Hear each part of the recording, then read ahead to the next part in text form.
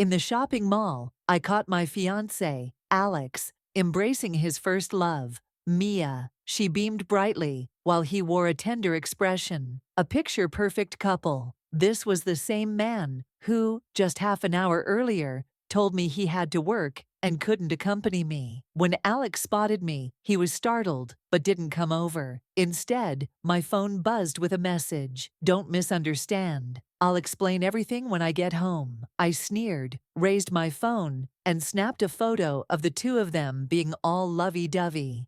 Without hesitation, I sent the picture to Alex's family group chat and my own social circle, adding the caption, "Congratulations to Alex and his first love Mia on their reunion. Wishing you both eternal happiness. I'm bowing out of this wedding." Within moments, calls flooded my phone, but I ignored them and turned it off.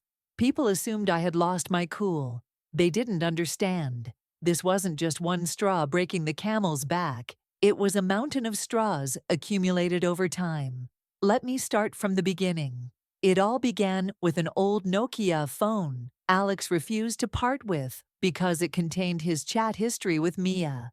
Then there were the times he would secretly check her social media and erase his browsing history, or when he insisted I wear my hair in a ponytail, because that's how Mia used to style hers. It was all too much. Too many small signs I had ignored. Back then, I convinced myself it was normal for everyone to have a first love and a few regrets. After all, those were things of the past, and everyone deserves to have their own youthful memories, right? So I tolerated it, even naively thinking Alex's nostalgia made him a sentimental, genuine man, someone worthy of my trust. But today, I finally realized how wrong I had been. Some things aren't in the past. They linger, festering like old wounds that never truly heal. A month ago, I noticed Alex often seemed lost in thought. Although I knew he didn't love me deeply, I also didn't love him that much either. We were both nearing 30, and our parents, anxious about our future, arranged for us to meet. With our similar family backgrounds and stable careers, it just seemed like the logical match. Alex initially took the lead, busy booking the venue, setting up the menu,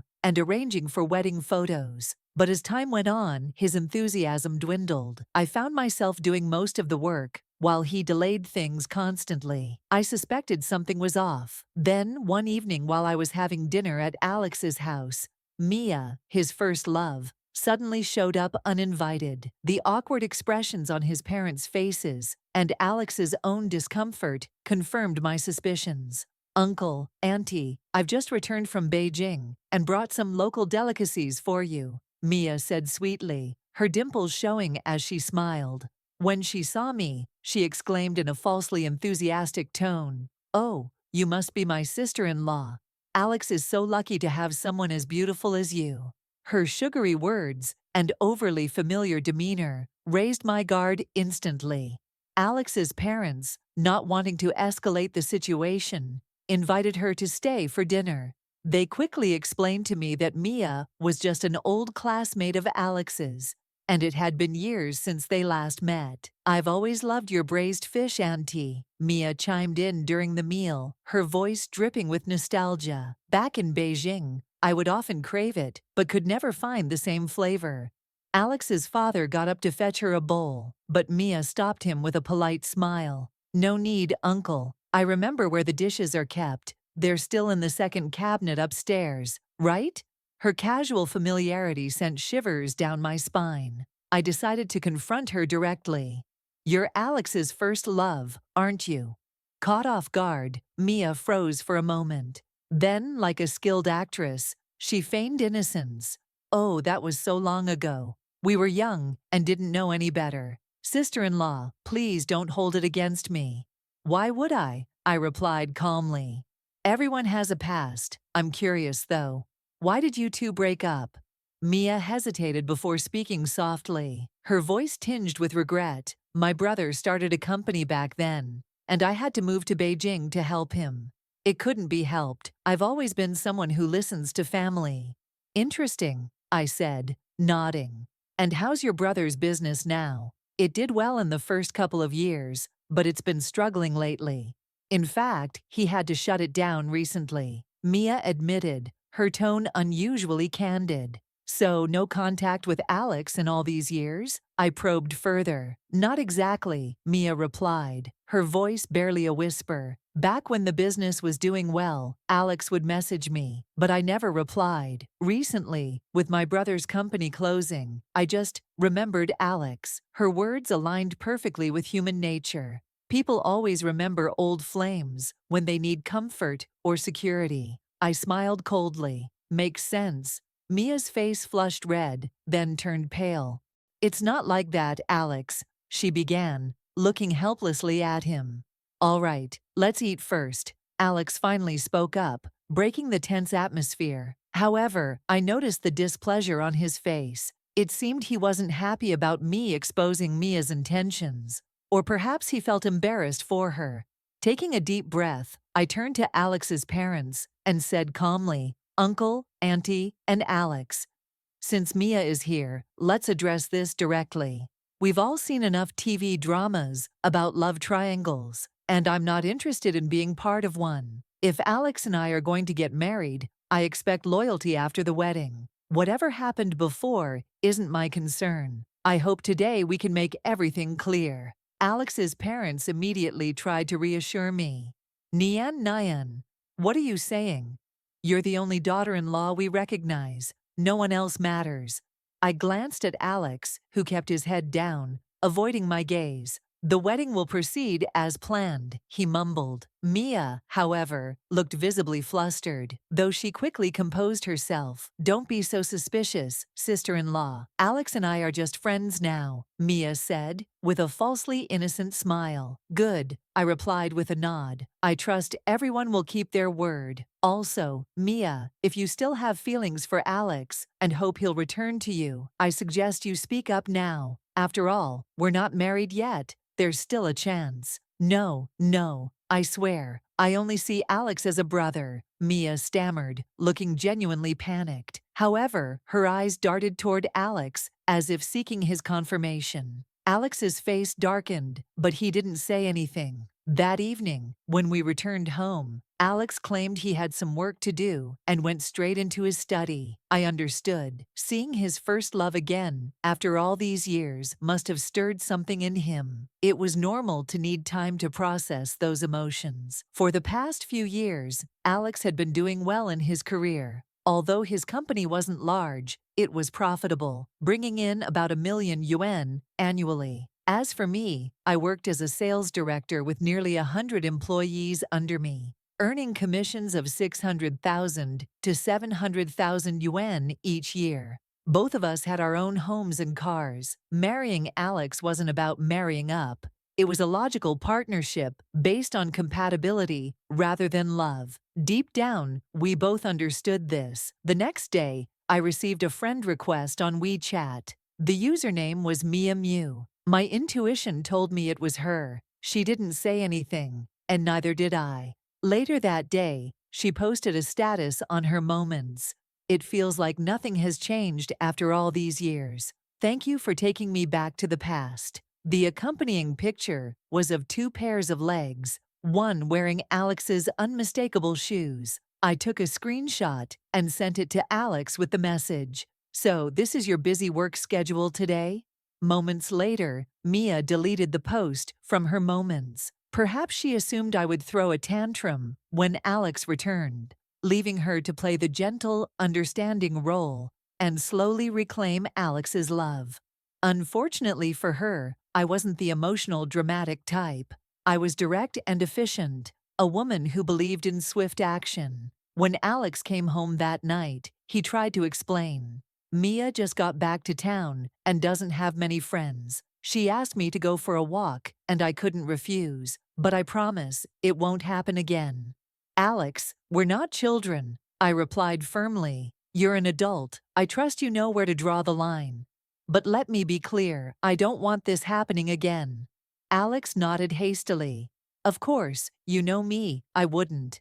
But that night, Mia updated her moments again. I regret leaving you. Do you think it's too late for us? Seeing Mia's new post, I couldn't help but shake my head. I despised people like her. those who played coy while stirring up trouble behind the scenes. That evening during dinner, I decided to address the issue head-on. Mia, if you still have feelings for Alex, just say it directly. There's no need for this kind of back and forth. Let's be adults about it, I said plainly, my tone calm but firm. Mia's face turned bright red, and she stammered, "Sister-in-law, you misunderstand. I only see Alex as a brother." "Oh, really? Then why post such messages? It's fine if you're honest about your feelings, but I'd appreciate it if you stopped this behavior. It's disrespectful to everyone involved," I replied, staring her down. Mia quickly changed the subject, asking if she could attend Alex's upcoming birthday party. "Alex said I should ask you directly," she added, her voice as sweet as honey. "Sure," I replied curtly. "It's in 20 days, and by then, Alex and I will be married. If you plan to do something, I suggest you act quickly. It's your last chance." Mia seemed taken aback by my bluntness, but managed to maintain her composure. The next day after work, I decided to visit Alex's private room at the restaurant he had booked. As I opened the door, I saw Mia leaning on Alex's shoulder, laughing and chatting. Alex had a tender expression I hadn't seen before, one he had never shown me. The atmosphere changed the moment they noticed me. Alex's friend Ryan, who was also present, quickly coughed and tried to explain. "Don't misunderstand, Emma. Mia is just an old classmate." Mia stood up immediately, flashing her signature innocent smile. "Oh, sister-in-law, you're here. Please, let me help with the food." Her casual demeanor, as if she were the hostess, made me feel like an outsider. Ryan, sensing the tension, quickly gave up his seat next to Alex. "Emma, you should sit here. After all, you and Alex are the stars of this dinner." "No need. Anywhere is fine," I replied, choosing a seat opposite Mia instead. She smiled politely, but her eyes betrayed a hint of smugness. Throughout the meal, the men mainly discussed business, leaving Mia little room to interject. She tried several times to steer the conversation toward the past, but the others showed no interest. Seeing this, Alex began paying extra attention to her, even going so far as to pick food for her plate. Mia smiled contentedly, as if to challenge me. I watched quietly, my mind calculating my next move. Just as Mia was about to speak, Ryan interrupted, handing me a piece of pork belly. "Emma, I know women don't usually like fatty meat, but this is the best part. You should try it." His gesture was deliberate, and I knew exactly what he was doing, using subtle methods to counter Mia's tactics. I played along, taking a bite and praising the dish. "Ryan, you're such a thoughtful friend," I said with a smile, glancing at Mia and Alex. Ryan's actions clearly irritated Alex, whose expression darkened. "Ryan," Alex said, his tone heavy with disapproval. "What's wrong, Alex?" I replied, cutting him off. "Ryan's just being a good friend." Alex and I locked eyes briefly before he looked away. For the rest of the evening, the tension in the air was palpable. Toward the end of the dinner, Mia clutched her stomach dramatically and said, "I think I drank a little too much. Alex, would you mind taking me home? It's not safe for me to take a taxi alone." Alex hesitated, glancing at me. His expression betrayed his wish for my permission. Before I could respond, Ryan interjected. "Mia, Alex is about to get married. It wouldn't be appropriate for him to escort you home.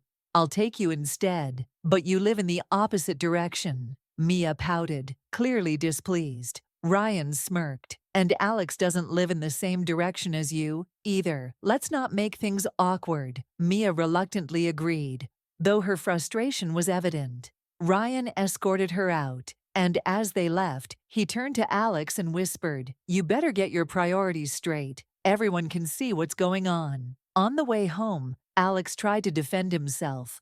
"Mia didn't mean anything by it. She's just a little too dependent on me because of our past." I nodded calmly. "Alex, you don't need to explain anything to me. I just hope you're clear about what you want. We're not married yet. If you want to back out, now's the time. Things will only get more complicated once we're wed." My composed tone seemed to catch Alex off guard. He assured me there was nothing between him and Mia, but his lack of confidence betrayed his words.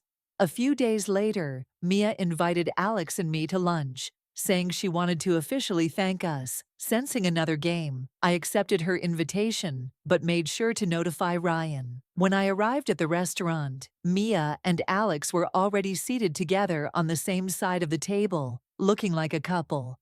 I took the seat across from them, feeling their smugness. Before long, Ryan arrived, greeting us as though it were a coincidence. "Wow, what a surprise to see you all here. Mind if I join you?"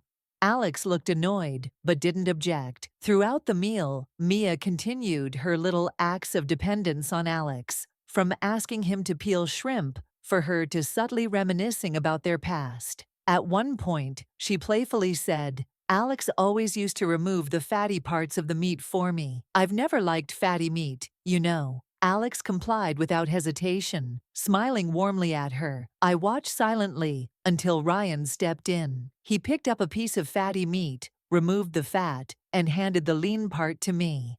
"Emma, I know you probably don't like fatty meat either. Here, this should be just right," Ryan said with a wink. I couldn't help but smile. "Thanks, Ryan. You always know how to take care of others." Mia's smile faltered, and Alex's expression darkened. "Ryan," Alex said sharply, his voice laced with irritation. "What's wrong, Alex?" Ryan asked innocently, smirking as he glanced at Mia. "We're all friends here, aren't we?" The tension escalated as Mia tried to salvage her position. "Alex, I accidentally drank from your glass earlier. Should we ask the staff for a new one?" "It's fine," Alex replied, brushing it off. He took another sip from the same glass without thinking. Ryan raised an eyebrow. "Well, since we're all so close, I don't see the harm in sharing," he said, picking up my glass and taking a sip before handing it back to me. I laughed quietly, understanding his game. "Thanks for sharing, Ryan," I said, playing along. By the end of the meal, Alex's mood had soured entirely, while Mia wore a strained smile. As we left the restaurant, Mia stumbled slightly, grabbing Alex's arm for support. "Alex, could you take me home? I don't feel well." Before Alex could respond, Ryan stepped in once again. "Don't worry, Mia. I'll take care of you." Mia's face fell, but she had no choice but to go with Ryan. As we drove home, Alex remained silent, his frustration evident. That evening, Alex sat on the couch, looking tense. "Mia was a bit out of line today," he admitted, his voice low. "I'm sorry, Emma." I looked at him calmly. "Mia isn't the problem, Alex. You are. Every move she makes requires your cooperation. She couldn't do it alone." My directness made him visibly uncomfortable. His face turned red as he stammered. I didn't mean for it to happen. She just keeps showing up, and I don't know how to handle it." "You don't need to explain," I interrupted. "I've already told you. If you still have feelings for her, go to her now. Don't wait until after the wedding to regret it." "No, I don't," Alex protested. "It's just, she's an old friend. She says she only sees me as a brother. I didn't want to be rude." I sighed, tired of his excuses. "Alex, we're all adults here. Your attitude gives her hope. That's the problem. If you truly don't feel anything for her, then make it clear. Stop letting her think there's still a chance." Alex nodded reluctantly, but his hesitation spoke volumes. The next day, we went to pick out wedding attire. Unsurprisingly, Mia showed up uninvited. She approached me with a bright smile. "Sister-in-law, I hope you don't mind. Alex mentioned you'd be here, so I thought I'd stop by and help carry your bags." I gave her a measured look, but said nothing. Instead, I sent Ryan a quick message, inviting him to join us. If Mia wanted a game, I'd make sure she played it by my rules. While I was trying on wedding dresses, Alex was in another section selecting suits. When I finally stepped out in a gown, I noticed Mia standing next to Alex, wearing a white wedding dress of her own. She twirled in front of him, her laughter echoing through the room. "Alex, what do you think?" she asked coyly. Alex's eyes lit up as he smiled at her. "It suits you," he said softly. Their interaction was interrupted by Ryan, who appeared suddenly at my side. Emma, let's see how this looks, he said, gesturing to a matching tuxedo. Before I could react, Ryan whisked me into a dressing room. Moments later, he emerged, dressed sharply in the tuxedo. He offered me his arm, and together, we walked out as if we were walking down an aisle. The store manager, noticing us, exclaimed, "Oh my, you two look stunning. It's like these outfits were made for you." The entire room fell silent. Alex and Mia turned to stare at us, their expressions a mix of shock and confusion. The manager continued, oblivious to the tension. "If you don't mind, could we use a photo of you two for our store's advertising? You're the perfect couple." Ryan and I exchanged amused glances, playing along. "Of course," Ryan replied smoothly. Alex's face darkened, and Mia's smile faltered. The store staff, mistaking Alex and Mia for another couple, added, "You two over there also look great. Such a happy day for two pairs of lovebirds." I almost laughed at the irony. Alex's frustration was palpable, but he said nothing. Ryan, ever the opportunist, leaned in and whispered, ready for the next act. Alex finally couldn't hold back his frustration. "Ryan, why are you here?" he asked, his tone tense. Ryan smirked casually. "Oh, I happened to see Mia's post on her Moments. You know, the one where she's trying on a wedding dress. Since I was nearby, I thought I'd drop by to check on my good friends." Alex's face turned a shade darker, and Mia quickly interjected, "It's not what you think. I just wanted to try on a dress for fun." Ryan raised an eyebrow and replied sarcastically, "Oh, I see. Trying on a wedding dress just for fun, huh? Totally normal. Posting it online for everyone to see, that's just casual too, right?" Mia stammered, unable to form a coherent response. The store manager, sensing the awkwardness, excused herself, muttering about needing to check on something in the back. The tension in the room was thick enough to cut with a knife. "Mia, are you seriously comparing trying on a wedding dress to casual shopping at a mall?" Ryan continued, his voice dripping with mockery. "I mean, if that's the case, should we all try on wedding attire and post it on social media for fun?" I couldn't help but suppress a small laugh as Mia's face turned bright red. "It's not like that," she murmured. Ryan pressed on. "If it's not, then what is it? Please, enlighten us. Everyone here would love to understand your logic." Alex finally stepped in, his voice firm. "That's enough, Ryan. Let's not make a big deal out of nothing." Ryan shrugged, still wearing his trademark smirk. "If it's nothing, Alex, then why does it bother you so much? Shouldn't we all be able to laugh about this and move on?" Alex said nothing, his jaw tightening. Mia looked like she wanted to disappear into the floor. I decided to intervene before the situation escalated further. "All right, that's enough," I said calmly. "Let's leave it at that." As I turned to the store manager to apologize for the commotion, Mia suddenly stumbled, clutching her ankle. "Ouch, I think I twisted my foot," she whimpered, her voice tinged with drama. Alex immediately moved toward her, but Ryan was faster. "Don't worry, Mia, I'll take care of you," he said, helping her up. Mia's expression flickered between annoyance and helplessness. "Thank you, Ryan, but I don't want to trouble you," she said meekly. "No trouble at all," Ryan replied with a grin. "Alex, Emma, you two should head home. I'll make sure Mia gets home safely." Alex hesitated, glancing at me as if seeking my approval.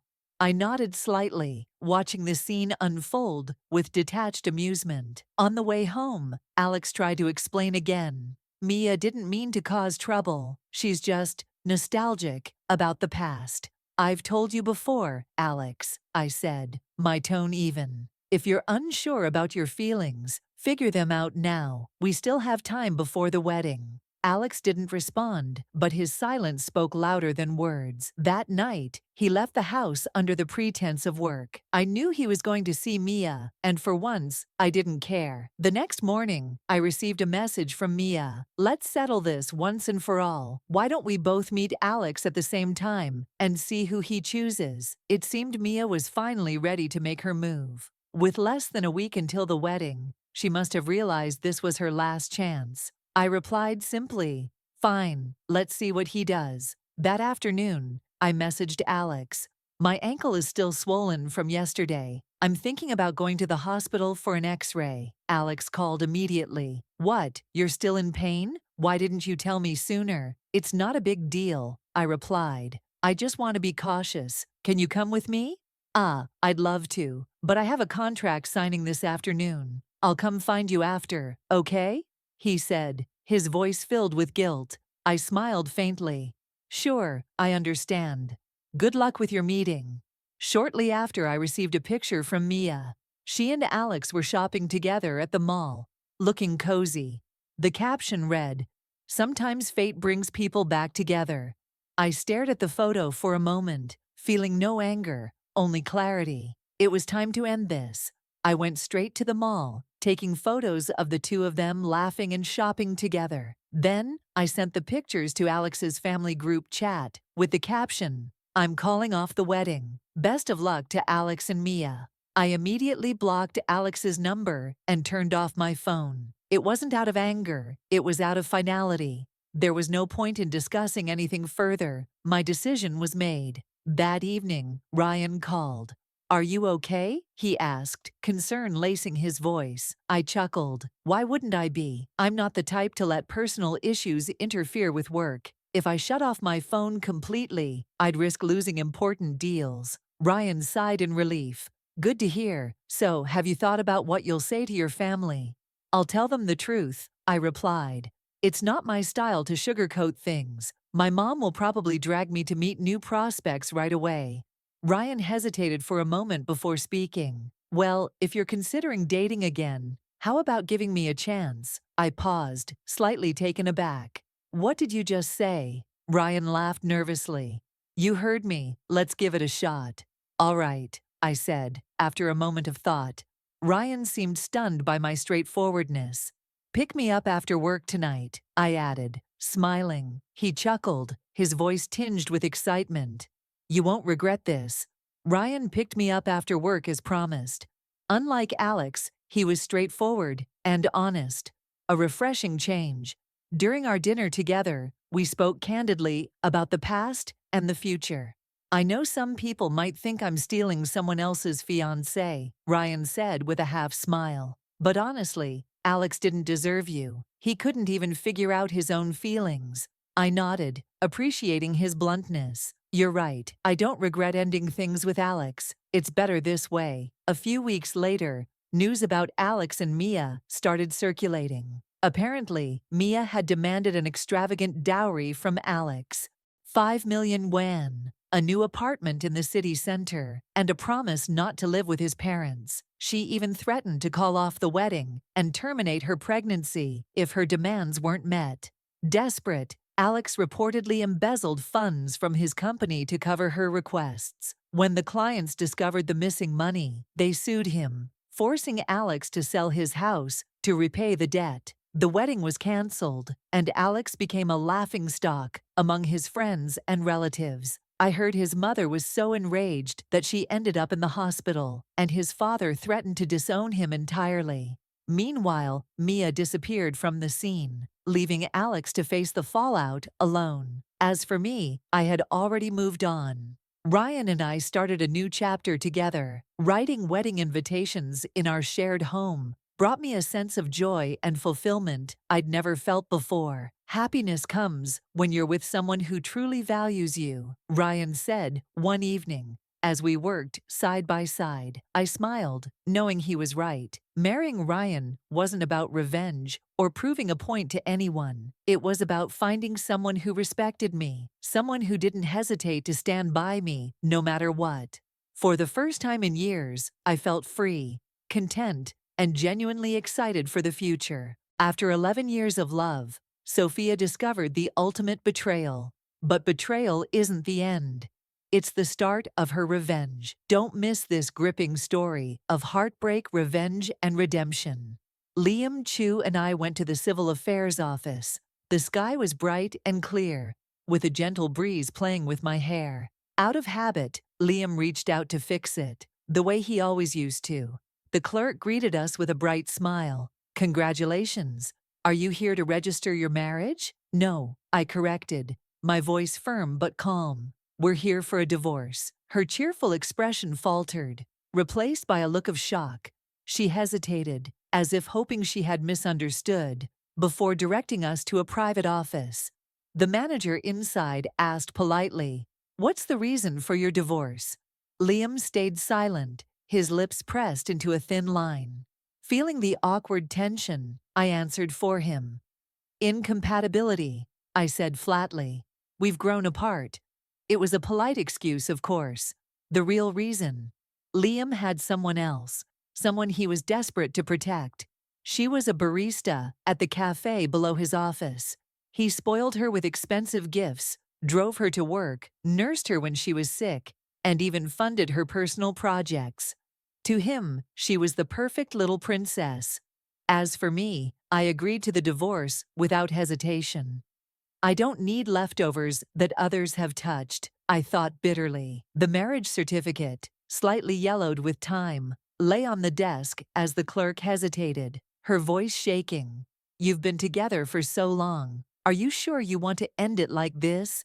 "I'm busy. Just hurry up," Liam said coldly, his sharp tone silencing the room. Within 30 minutes, the papers were signed, and we each walked away with a stamped form confirming the cooling-off period before the divorce was finalized. As we stepped outside, Liam hesitated for a moment. "Sophia, where do you want to go? I'll drive you," he offered. I didn't argue. He drove us to the car park and, out of habit, opened the door for me. For a moment, I instinctively reached for the passenger seat handle, but then I stopped myself. Remembering the reality of our situation, I moved to the back seat without a word. His face stiffened, but he said nothing. "Can you turn up the heat? It's too cold," I said curtly, breaking the silence. He handed me a packet of tissues instead. I refused to meet his gaze through the rearview mirror, but I noticed the slight tension in his hands gripping the steering wheel.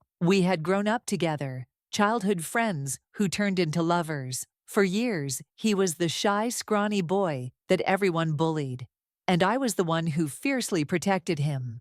I still remembered standing on the school intercom, announcing to the entire kindergarten that Liam Chu was under my protection. But those days were long gone.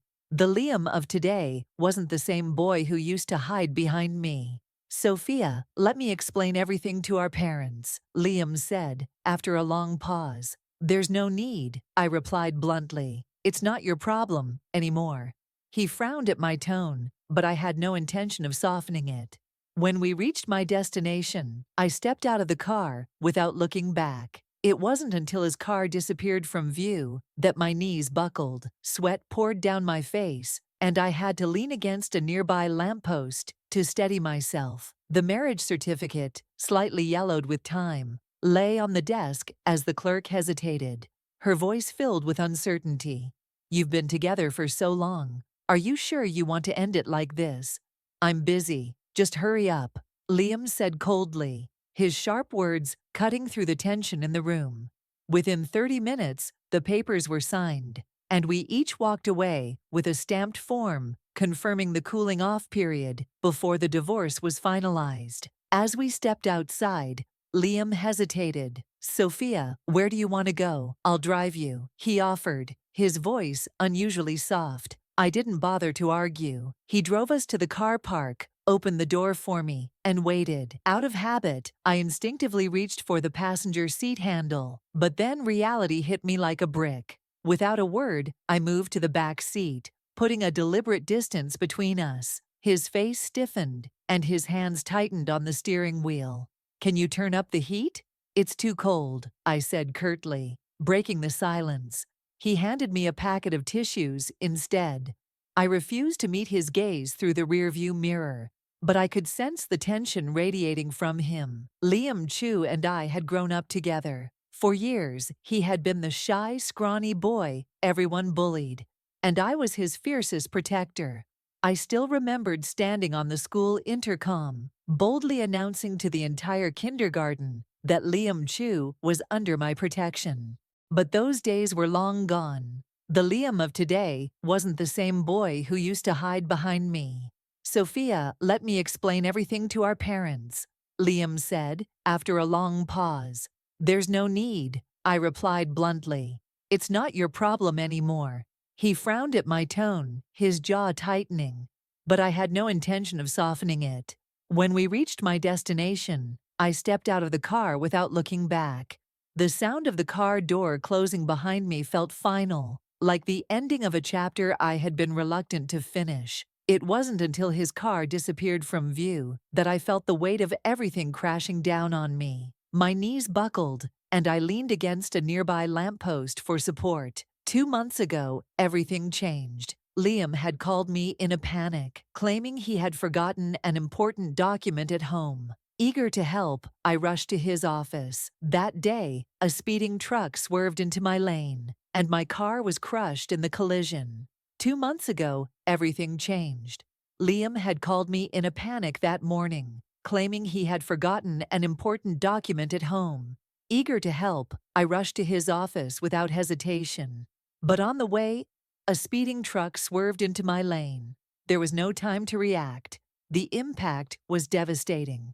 My car was crushed, the metallic screeching of twisted steel echoing in my ears. Pain exploded through my body as darkness began to creep in. I woke up in a hospital bed, my left leg shattered and bandaged in thick casts. The sterile smell of antiseptics burned my nose as I blinked away tears of frustration and pain. Liam's face wasn't there when I opened my eyes. His voice wasn't the one I heard comforting me.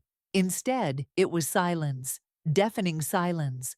In my haze of pain and confusion, I dialed his number over and over again.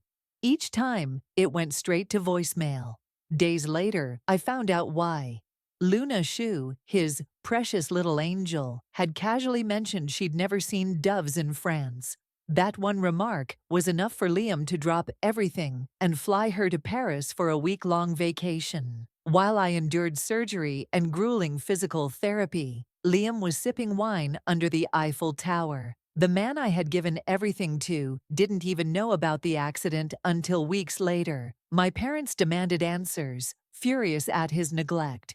But I lied to protect him. I told them he was busy with work, that he didn't mean to be absent. It wasn't for his sake. I just couldn't bear the humiliation of admitting the truth. The only person who stayed by my side through it all was Lisa Lynn, my best friend since college.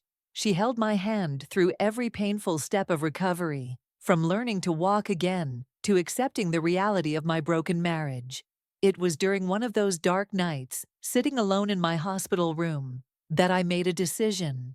Liam Chu was no longer the man I needed in my life. The results stared back at me, printed in bold letters, pregnant, 13 weeks. I sat there in silence, my mind blank. For years, Liam and I had tried for a child, with no success. We endured countless tests, treatments, and disappointments. And now, when everything between us was over, life decided to throw this at me. The doctor's voice broke through my thoughts. Congratulations, Ms. Taylor. Based on your blood work, everything looks healthy. Healthy. The word felt foreign. I wasn't sure if I could consider anything in my life healthy right now. Doctor, I said, my voice trembling, I'd like to schedule a procedure. The words tasted bitter, but I couldn't imagine raising a child tied to Liam. The man who had chosen someone else over me, who had abandoned me in my darkest moments. As I stepped out of the hospital, clutching the papers in my hand, I froze. Standing at the entrance was Liam, and, of course, Luna, clinging to his arm like a trophy. She looked as pale and delicate as ever, her entire demeanor crafted to invoke sympathy. At first, I tried to walk away unnoticed, but Liam's voice stopped me. Sophia, what are you doing here? He demanded, his tone sharp and suspicious. Before I could answer, Luna stepped behind him, clutching his arm tighter. Liam, she's been following us, she whined, her voice trembling with mock fear. I let out a bitter laugh. Follow you? Don't flatter yourself, I snapped. I've been here for a checkup. Not that it's any of your business. Liam's expression darkened. Sophia, don't make this harder than it needs to be. And you, I said, turning my glare to Luna. Don't underestimate me. Before either of them could respond, a familiar voice called out my name. Sophia. I turned to see Dr. Ethan approaching with his usual warm smile. He had been my primary doctor throughout my recovery, and his kindness had been a rare comfort during those dark times. How's your recovery going? He asked, his tone genuine. Better, thanks to you, I replied with a small smile. Liam's eyes narrowed as he looked between us, his jealousy barely concealed. Who is he? And why does he know so much about you? Ignoring him, I continued chatting with Ethan, grateful for the distraction.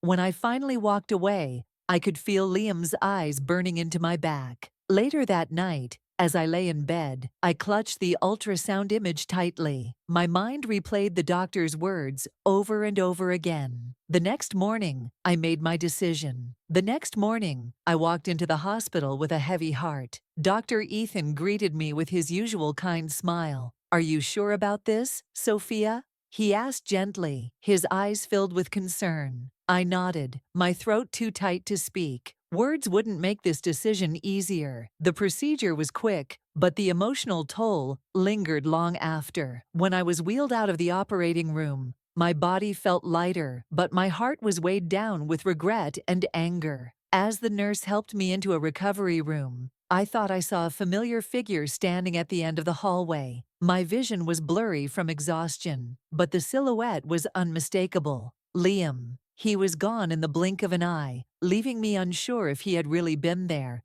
or if my mind was playing tricks on me. Days passed, and I cut off all communication with Liam. No calls, no messages. For someone who once accused me of being clingy, my absence seemed to weigh on him more than I expected. A week later, I arrived home late from work. I hadn't been staying at my house much since the separation. It was too full of memories I wanted to forget. But that night, I walked into a scene that made my blood boil. Liam was there, standing in the living room, holding Luna in his arms, like she was a fragile doll. The sight was sickening. Excuse me, I said sharply, stepping into the room. What are you doing here? Liam turned, his face pale. Sophia, why are you still here? I crossed my arms, my voice cold. This is my house. Did you forget? Luna, who had been wearing her usual smug smile, faltered under my glare. I brushed past them, heading straight to my bedroom to grab a few things. But Liam wasn't done. Sophia, what's with the outfit? He asked, his tone accusatory. I stopped in my tracks, turning to face him. What about it? Are you meeting someone? His voice was sharp, almost demanding, and he took a step closer, as if trying to intimidate me. Before he could say another word, I slapped him hard across the face. Don't you dare act like you have the right to question me, I snapped, my voice shaking with fury. You're the one who brought her into our home, and you're accusing me of being inappropriate. Liam staggered back, stunned. I turned on my heel and walked toward the door, but Luna couldn't resist one last jab. Sophia, she called sweetly, you look amazing. Do you have a date tonight? I turned, grabbed a glass of water from the counter, and splashed it in her face. The next time you open your mouth, make sure it's worth my time, I said coldly, watching as her smug expression turned into one of pure shock. Without another word, I left the house, leaving both of them standing there, speechless. That night, after leaving my house and its ghost behind, I met up with Lisa Lynn, my closest ally and fiercest supporter. Sophia, it's time, Lisa said, pouring me a glass of wine. No more waiting, no more holding back. Let's show Liam what life is like without you. I smiled, the first genuine smile in weeks. You're right, I said, raising my glass. It's time for him to see how far he'll fall. The next morning, Lisa and I got to work. Over the years, I had quietly built a network of connections. People who owed me favors, respected me, or trusted my judgment. Many of these people were also key players in Liam's business empire. What Liam never realized was that his success wasn't entirely his own. His most lucrative deals and most reliable partners had come through me. And now, I was ready to remind them of that. I hosted a private gathering at an upscale lounge, inviting some of Liam's biggest clients and investors. The room buzzed with chatter as I walked in, my presence immediately commanding attention. As the conversations quieted, I addressed the group. "Thank you all for coming," I began, my voice steady. "I wanted to personally inform you that I've decided to withdraw my support for Liam Chu's ventures." The room fell silent. One of the investors, Mr. Jenkins, raised an eyebrow. "Sophia, that's quite a bold move. What prompted this decision?" "Loyalty works both ways," I replied calmly. "For years, I supported Liam when he needed me most. But it's clear I'm no longer a part of his life or his plans. I'm simply returning the favor." A ripple of understanding spread through the room. These were people who valued loyalty, trust, and integrity, qualities Liam had long since abandoned. Over the next few days, the ripple effect began. Contracts were canceled, partnerships dissolved, and funding evaporated. Liam's once thriving empire started to crumble, one piece at a time. Meanwhile, I sold my shares in his company at a significant profit, ensuring my own financial stability. Liam, desperate to salvage what he could, called me repeatedly to negotiate. During one of these calls, his voice was uncharacteristically subdued. "Sophia," he began, "I know we've had our differences, but please, don't do this. We can find a way to fix things." I let out a bitter laugh. "This isn't about fixing anything, Liam. It's about accountability.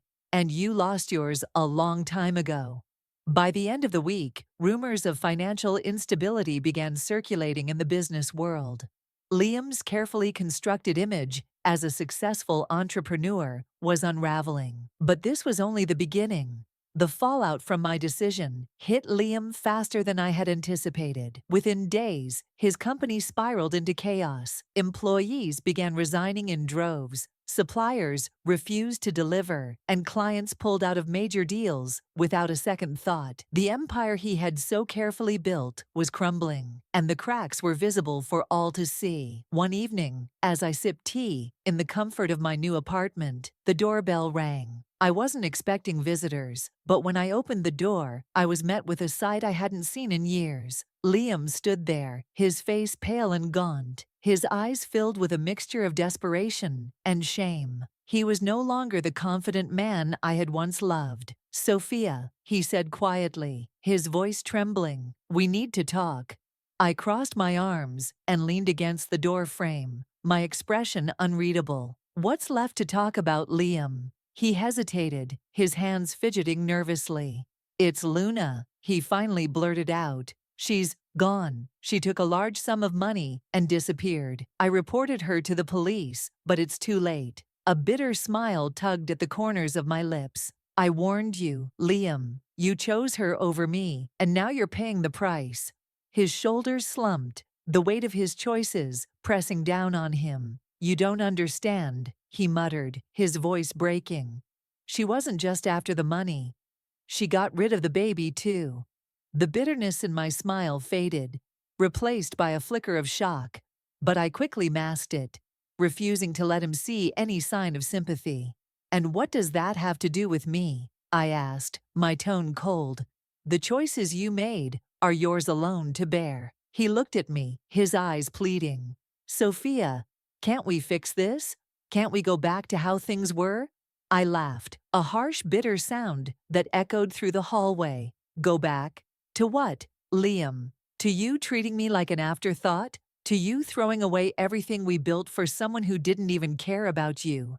His lips parted, but no words came out. He had nothing to say, nothing that could undo the damage. "Liam," I said, my voice softening slightly, "you had your chance.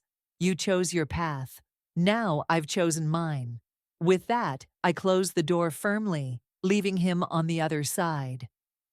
Days turned into weeks, and the rumors about Liam's downfall spread like wildfire. His company was declared bankrupt, his assets were seized, and his reputation as a brilliant entrepreneur was tarnished beyond repair. For years, Liam had built himself up as a man of success and power. Now he was nothing more than a cautionary tale. As for me, I thrived. With the help of Lisa and Dr. Ethan, I began building my own business, one founded on resilience, integrity, and hard work. Every step forward felt like a step away from the shadows of my past. Months passed, and Liam's name slowly faded from conversations. His once thriving company was no more. His assets had been auctioned off, and his reputation was nothing but a distant memory. One afternoon, as I sat in my new office, overlooking the bustling city, Lisa called me with her signature mischievous tone. "Sophia, guess who's been spotted back in your old neighborhood?" she teased. "Liam?" I asked, already knowing the answer. "Yep," she confirmed. "Word is, he bought a small plot of land in the cemetery there, built a grave for the child he never had." I froze, the weight of her words pressing down on me. "A grave?" I whispered. "But why?" Lisa sighed. "Apparently, he convinced himself it was a girl. He even named her. It's heartbreaking, in a way." A strange mixture of emotions swirled in my chest: anger, pity, and something I couldn't quite name. But I quickly pushed it aside. "That's his burden to bear," I said firmly. "I've moved on." Life moved forward in leaps and bounds. With Lisa's unwavering support and Dr. Ethan's steady presence, I began to rebuild. Not just my career, but also my sense of self-worth. Ethan and I grew closer with each passing day. His patience and kindness were the balm I hadn't realized I needed. Together, we poured our energy into expanding our business, traveling across the country, and forging partnerships that were built on trust and mutual respect. One evening, Ethan surprised me with a quiet dinner at home. As we sat on the balcony overlooking the city lights, he reached into his pocket and pulled out a small velvet box. "Sophia," he began, his voice steady but filled with emotion. "You've been through so much, and yet you've come out stronger than ever. I've been lucky enough to walk beside you through this journey, and I want to keep doing so for the rest of our lives." He opened the box to reveal a simple but elegant ring. "Will you marry me?" Tears filled my eyes as I nodded, unable to find the words. For the first time in years, my heart felt full. Truly full. Our wedding was a grand affair, despite my protests to keep it simple. "It's your first wedding with me," Ethan had joked, "and that's all that matters." The ceremony was beautiful, surrounded by people who had supported me through every step of my journey. But among the sea of smiling faces, I thought I saw a shadow of someone familiar. A figure stood at the edge of the crowd, watching from a distance. When I turned for a closer look, they were gone. I knew it was Liam. Life after the wedding felt like a dream. With Ethan by my side, every day was filled with purpose, laughter, and a sense of peace I hadn't known in years. We built a future together, one that wasn't tied to the shadows of the past. Our business flourished, gaining recognition for its integrity and innovative ideas. For the first time in my life, I felt truly in control, not just of my career, but of my happiness. But despite moving forward, Liam's shadow occasionally lingered in the corners of my life. Whispers of his name would surface from old acquaintances, each story adding another layer to his fall from grace. One evening, Lisa called me with news. Her voice was filled with intrigue. "Sophia, you'll never believe what I just found out," she said, barely able to contain herself. "What is it now?" I asked, half amused. "Liam filed a police report against Luna. Turns out, she's a professional scammer with a long list of victims. She's been sentenced to 2 years in prison." I let out a soft laugh. I guess he finally learned his lesson. "But that's not all," Lisa continued. "His parents left the neighborhood too. They couldn't handle the disgrace of everything he's done." The news didn't surprise me. Liam had burned every bridge he once had, leaving him utterly alone. That evening, as I stood on the balcony overlooking the city, Ethan joined me, wrapping an arm around my shoulders. "Are you okay?" he asked, his voice filled with quiet concern. I nodded, leaning into him. "It's just, hearing about Liam makes me realize how far I've come." and how much I've gained." He smiled, pressing a kiss to my temple. "You've built a life you deserve, Sophia. Don't let the past weigh you down." I gazed out at the glittering skyline, the city alive with endless possibilities. For the first time in years, I truly let go of the lingering resentment and pain. Liam's story was no longer a part of mine. Years had passed since my divorce, and the life I had built felt like something out of a dream. Ethan and I had turned our small business into a flourishing empire. Together, we created something not just profitable, but meaningful. A company rooted in honesty and resilience. It stood as a testament to how far I had come and how much I had grown. One quiet autumn morning, as I prepared breakfast, Ethan walked into the kitchen with his phone in hand. His expression was cautious, as if he wasn't sure how I'd react to what he was about to say. "Sophia," he began, "you might want to see this." He handed me his phone, and my eyes scanned the headline. "Former CEO Liam Chu declares bankruptcy." The article detailed the complete collapse of Liam's ventures. His employees had deserted him, his investors had withdrawn, and every asset he had left was liquidated. Once a promising entrepreneur, Liam was now a cautionary tale of pride and betrayal. I read through it without a flicker of emotion. When I finished, I handed the phone back to Ethan and simply said, "It's in the past." Ethan smiled, his eyes full of admiration. "You've really moved on." "I have," I replied, my voice steady, and for the first time I felt the truth in those words. Months later, on a crisp winter morning, I received an unexpected letter. The handwriting on the envelope was unmistakable. It was from Liam. I hesitated for a moment before opening it. Inside was a single handwritten page. "Sophia, I know I have no right to ask for your forgiveness. I destroyed everything we had, and I'll regret it for the rest of my life. Watching you walk away was the hardest thing I've ever experienced, but I know I deserved it. Thank you for everything you gave me, even when I didn't deserve it. I hope you found the happiness I couldn't give you. Take care of yourself. Liam." I folded the letter and set it aside. There was no anger, no sadness, just a quiet sense of closure. Liam was a part of my past, a chapter that had long since ended. That evening, as Ethan and I sat on the balcony overlooking the city, I felt an overwhelming sense of peace.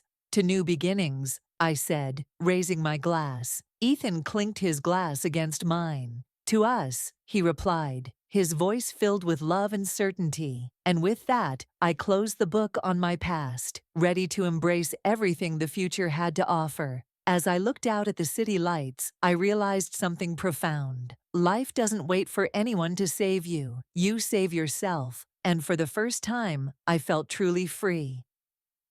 Don't forget to subscribe to Tiny Storytime for more thrilling stories. What would you do if the man you sacrificed your life for betrayed you in the cruelest way? Nina saved her husband, Michael, from a tragic accident, only to be abandoned and left for dead. But fate had other plans. Now reborn, she's ready to take back what was hers and make him pay for every tear she shed.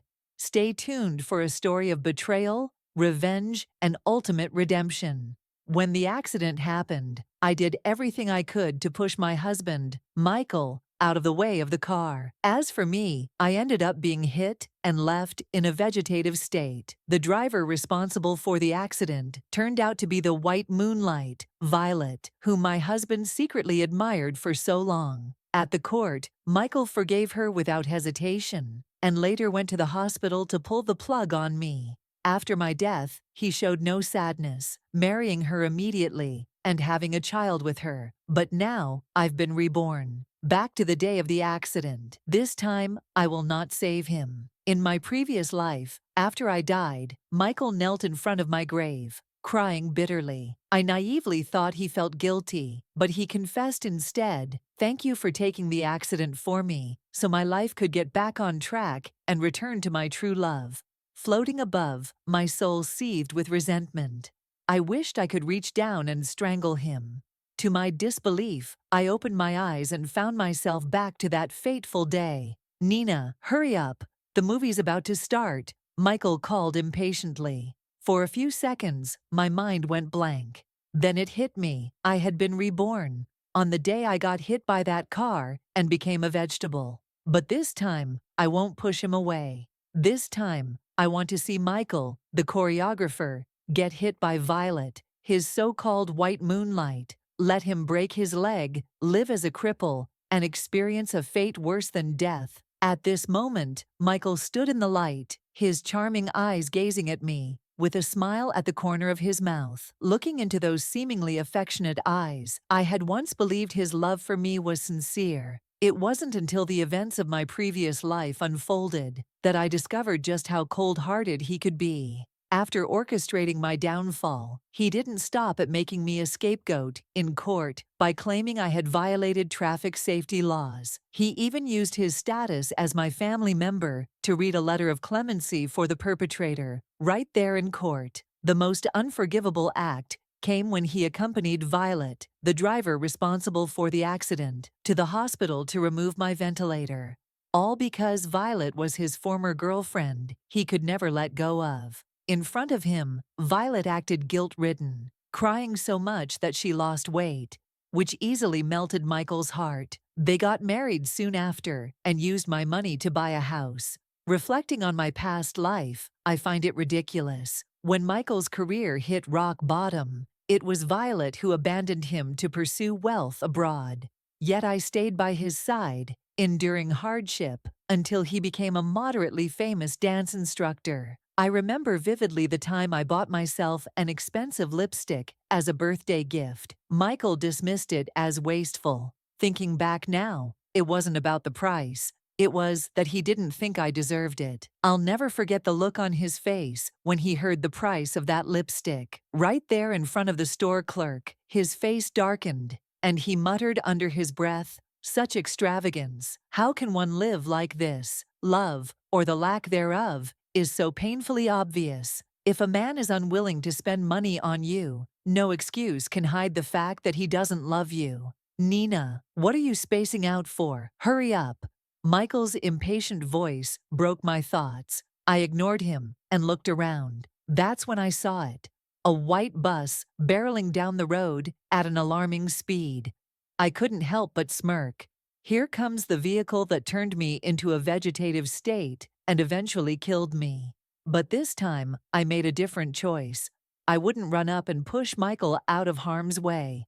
"Nina, what are you doing? Move!" Michael yelled again, his voice laced with irritation. Before he could finish, the bus hit him. The impact threw him to the ground, and the sound of bones cracking echoed in the air. This time, Michael was the one who got hit. The bus mercilessly crushed his legs. The sharp sound of bones shattering, crack, crack, echoed in my ears. For the first time I found the noise strangely satisfying. In my previous life, Michael, didn't you cry at my grave, thanking me for setting your life back on its rightful path and reuniting you with your true love? This life, I'll be kind enough to send you off in the opposite direction. Let's see if your so-called true love will stay by your side when you're left crippled. Michael's injuries were worse than I anticipated. The emergency doctor informed me that the only way to save his life was to amputate his legs. It reminded me of how, in my previous life, Michael had coldly signed the papers to pull my ventilator. This time, I had no hesitation, as I signed the consent form for his surgery. After I handed over the papers, I gripped the doctor's hand, beaming. "Cut them off, doctor. Cut them off from the thigh. If that's not enough, go higher. Just make sure you save him." Over the years, Michael had built some fame in the world of traditional dance. Starting young, he'd won numerous awards, earning admiration within the industry. Everyone saw him as a rising star, destined to become one of the country's leading dancers. Even Michael believed that his legs were his most valuable asset, going so far as to use the face masks I bought for myself to pamper them. But now, the very legs he cherished so much were gone. From this moment, Michael Ma, the future dance prodigy, would never step onto a stage again. The thought of his despair brought a twisted sense of satisfaction. 2 days later, Michael regained consciousness. The moment he opened his eyes, he instinctively tried to sit up, but quickly realized he couldn't feel his legs. When I explained the amputation, his eyes turned red, his hands trembling as they reached out aimlessly.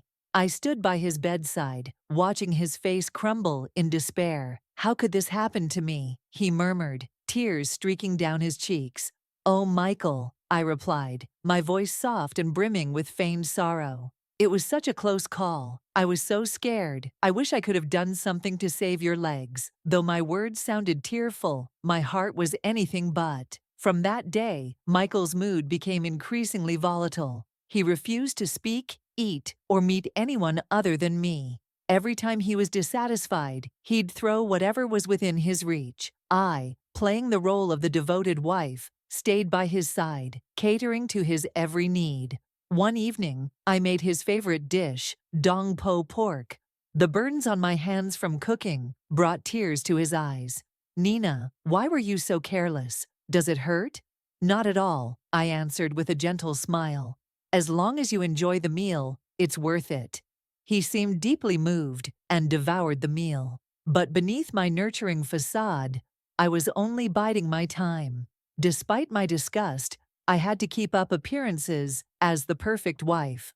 I stayed by Michael's side, pretending to care, while secretly planning my next moves. Our marriage wasn't just a relationship. It was tied to our shared business, a media company I had solely invested in when it started. All of Michael's commercial performances and the connections he had in the industry were due to my efforts. Even the famous peacock dance he was known for had been choreographed by a retired master I had painstakingly convinced to come back to work. Now that Michael was incapacitated, I used this opportunity to reclaim control of the company. I returned under the pretense that the company needed someone to manage daily operations while Michael recovered. At first, it was easy to resume my role. Most of the artists and clients had been dealing with me all along, so transitioning power back to me didn't seem unusual. But to solidify my influence, I needed to make a statement, something that would ensure everyone's loyalty to me.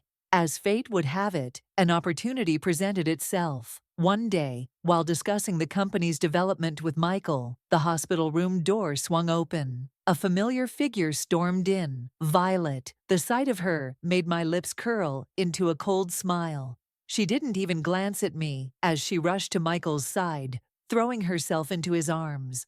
"Michael, I'm so sorry. I didn't mean to hurt you. Please don't press charges," she sobbed, her tears falling freely. Michael, stunned by her sudden appearance, instinctively comforted her. "Violet, don't cry, please." "Excuse me," I said sharply, breaking their emotional exchange. Startled, Michael pushed Violet away, stammering, "Nina, it's not what it looks like. I accidentally called her that. I didn't mean to." Of course, I knew better. In our past lives, Michael had married Violet after my death. He was so enamored with her that he couldn't even hide his feelings now, despite our marriage. Feigning ignorance, I played along, smiling politely at Violet. "Violet, it's good to see you. What brings you here today?" "Michael, please don't sue me. I'll do anything to make it right," she pleaded, completely ignoring me. Before Michael could respond, I interjected. "If Violet truly wants to make amends, then it's simple. Compensation. $250,000 will suffice." Violet's face went pale. $250,000? That's impossible. I don't have that kind of money. "You can pay in installments," I said sweetly. "But if you're unable to commit, we'll settle this in court." Her body trembled, and she looked to Michael for help. "Michael, please, I can't afford this. I have my sick mother to care for. Please tell her to stop." Seeing her distressed state, Michael turned to me, his voice harsh. "Nina, how could you be so heartless? Violet doesn't have the money. Just drop the case."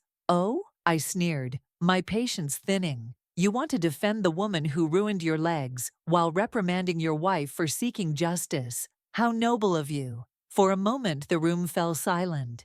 Violet turned to me, her eyes glistening with desperation. How much would you lower the amount if I pay all at once? She whispered, barely audible. I raised an eyebrow, feigning surprise. Oh, so you do have some money. In that case, I might be persuaded to settle for $200,000. Violet bit her lip, her body trembling. That's still too much.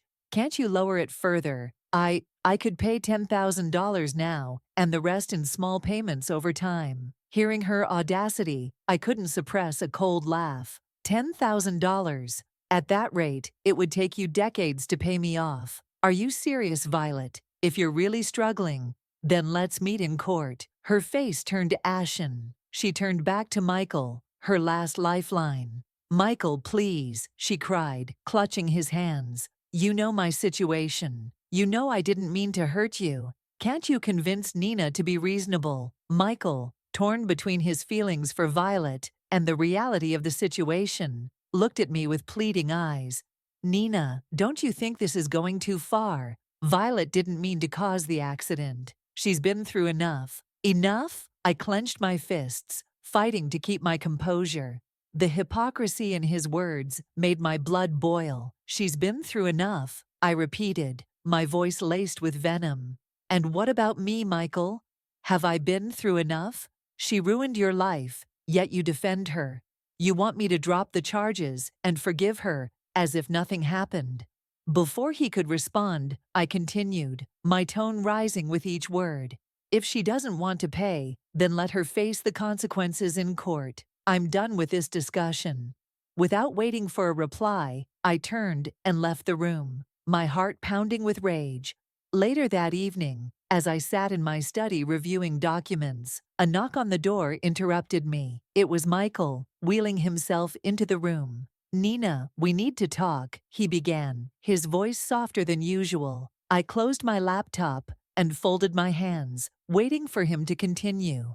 I know you're angry, he said, avoiding my gaze, but holding on to this grudge won't help anyone. Violet, she's not as bad as you think. A bitter smile tugged at my lips. Not as bad as I think?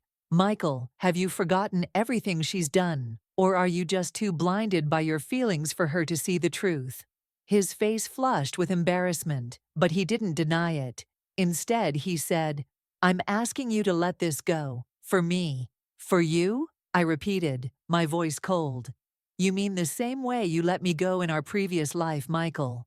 The way you and Violet walked into that hospital room and pulled the plug on me without a second thought.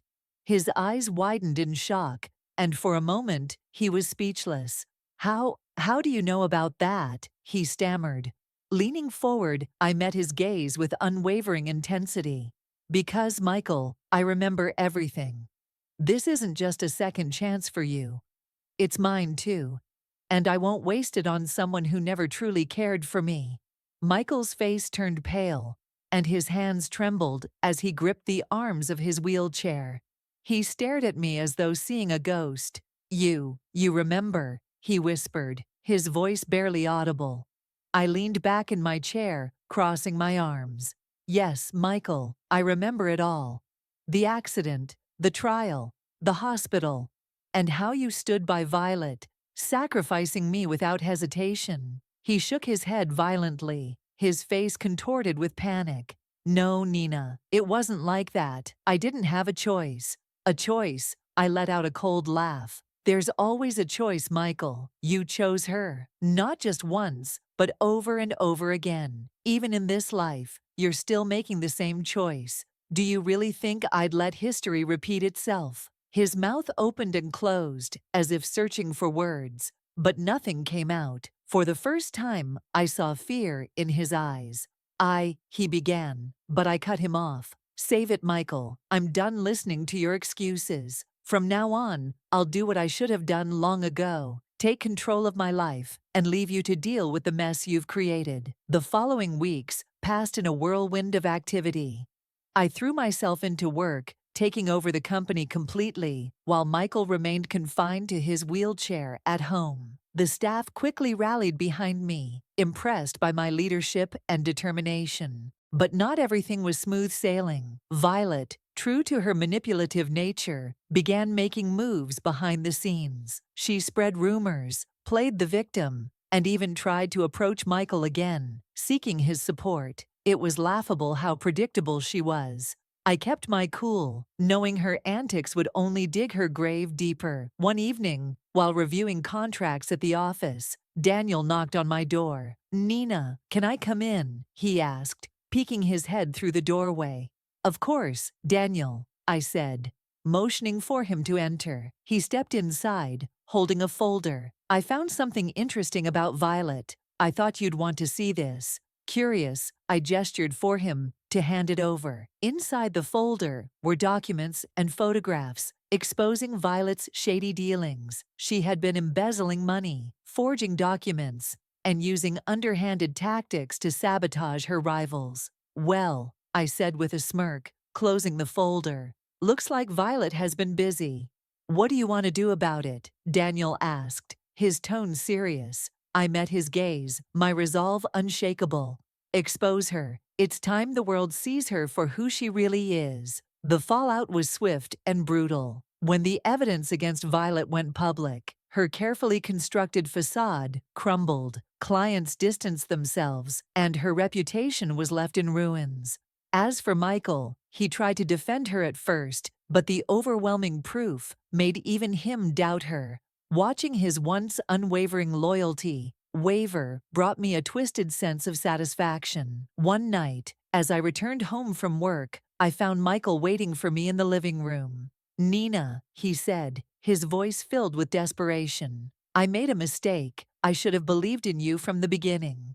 Please, let's start over." I stared at him, my expression cold and unyielding. "Start over, Michael. There's nothing left to start. You chose Violet over me, and now you're paying the price." He reached for my hand, but I pulled away. "Goodbye, Michael. This is where our story ends." Michael sat there motionless, his hand still hovering in the air where mine had been. The reality of my words seemed to sink in, and his shoulders slumped in defeat. For a moment I felt a flicker of pity, but I quickly brushed it aside. He had made his choices, and now he had to live with the consequences. I left the house without looking back, my resolve unshaken. This wasn't just about revenge, it was about reclaiming my life, my dignity, and my future.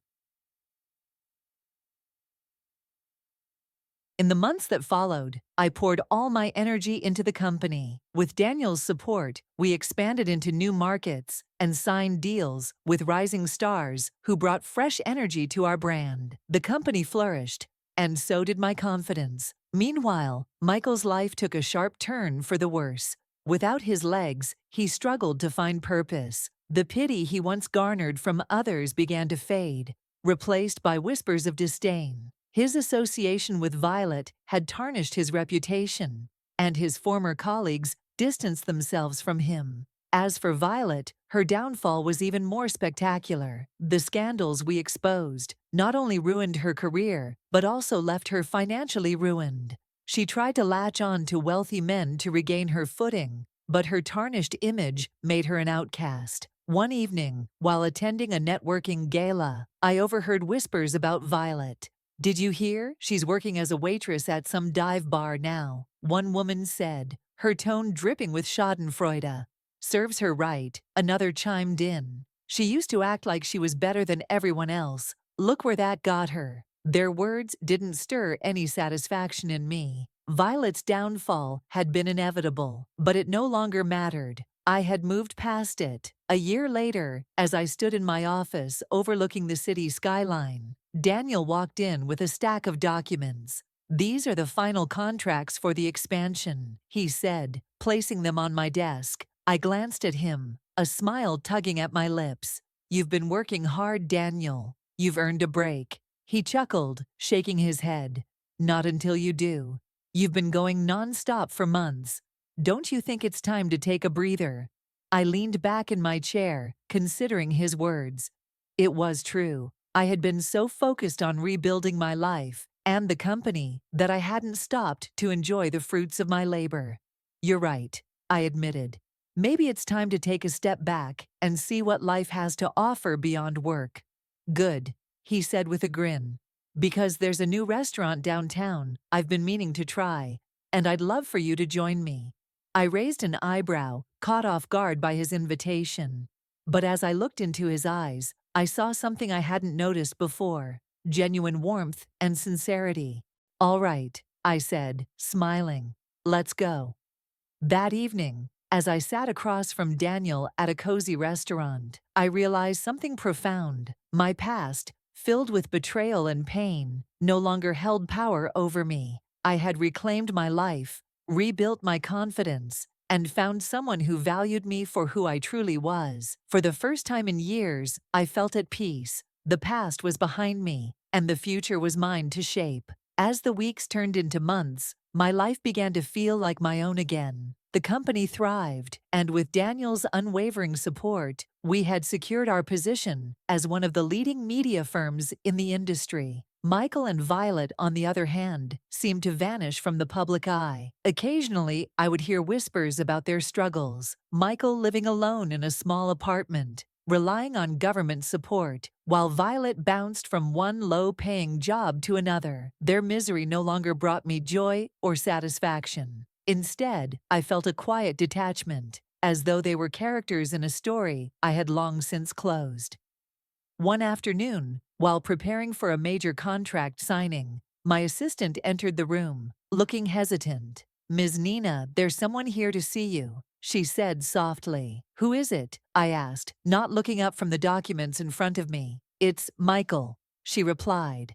The pen in my hand stilled. I hadn't seen Michael since the day I walked out of that house. Part of me was curious about what had brought him here, but another part wanted to send him away without a second thought. "Send him in," I said, my voice steady. Moments later, Michael wheeled himself into my office. He looked older, worn down by life's hardships. His once vibrant eyes were dull, and his shoulders sagged as though the weight of the world rested on them. "Nina," he began, his voice hoarse, "thank you for agreeing to see me." I leaned back in my chair, keeping my expression neutral. "What do you want, Michael?" He hesitated, his hands gripping the wheels of his chair. "I came to apologize for everything, for what I did to you in the past, for the way I treated you, and for the choices I made." I studied him for a moment, searching for any signs of insincerity. But all I saw was a broken man, humbled by his mistakes. "I don't need your apology, Michael," I said finally. "What's done is done. I've moved on." "I know," he said quickly. "I can see that. You're doing so well, and I'm happy for you. But I needed to say it. I needed to tell you how much I regret everything." Silence filled the room. As his words hung in the air, I let out a slow breath, feeling a strange sense of closure. "I appreciate you saying that," I said softly. "But it doesn't change the past. We've both moved on, and that's how it should stay." Michael nodded, his eyes glistening with unshed tears. "I wish you nothing but happiness, Nina." With that, he turned and wheeled himself out of my office, leaving me alone with my thoughts. That evening, I met Daniel for dinner. As we talked and laughed, I realized how much my life had changed. I had found someone who truly valued me, who stood by my side no matter what. As the night wore on, I looked into his eyes and saw a future filled with hope and possibility. For the first time in a long time, I felt free. Free from the shadows of my past, free to love and be loved, and free to live a life that was truly my own. Months passed, and life continued to bloom, with new opportunities and happiness. The company expanded internationally, and my reputation as a leader in the industry soared. Daniel became more than just a business partner. He was my rock, my confidant, and the person who reminded me of my worth every single day. One evening, as we were walking along a quiet park path, he stopped suddenly. "Nina," he said, turning to face me. The golden hues of the setting sun framed his face, and I noticed an unusual nervousness in his eyes. "What is it, Daniel?" I asked, my heart fluttering. He reached into his pocket and pulled out a small velvet box.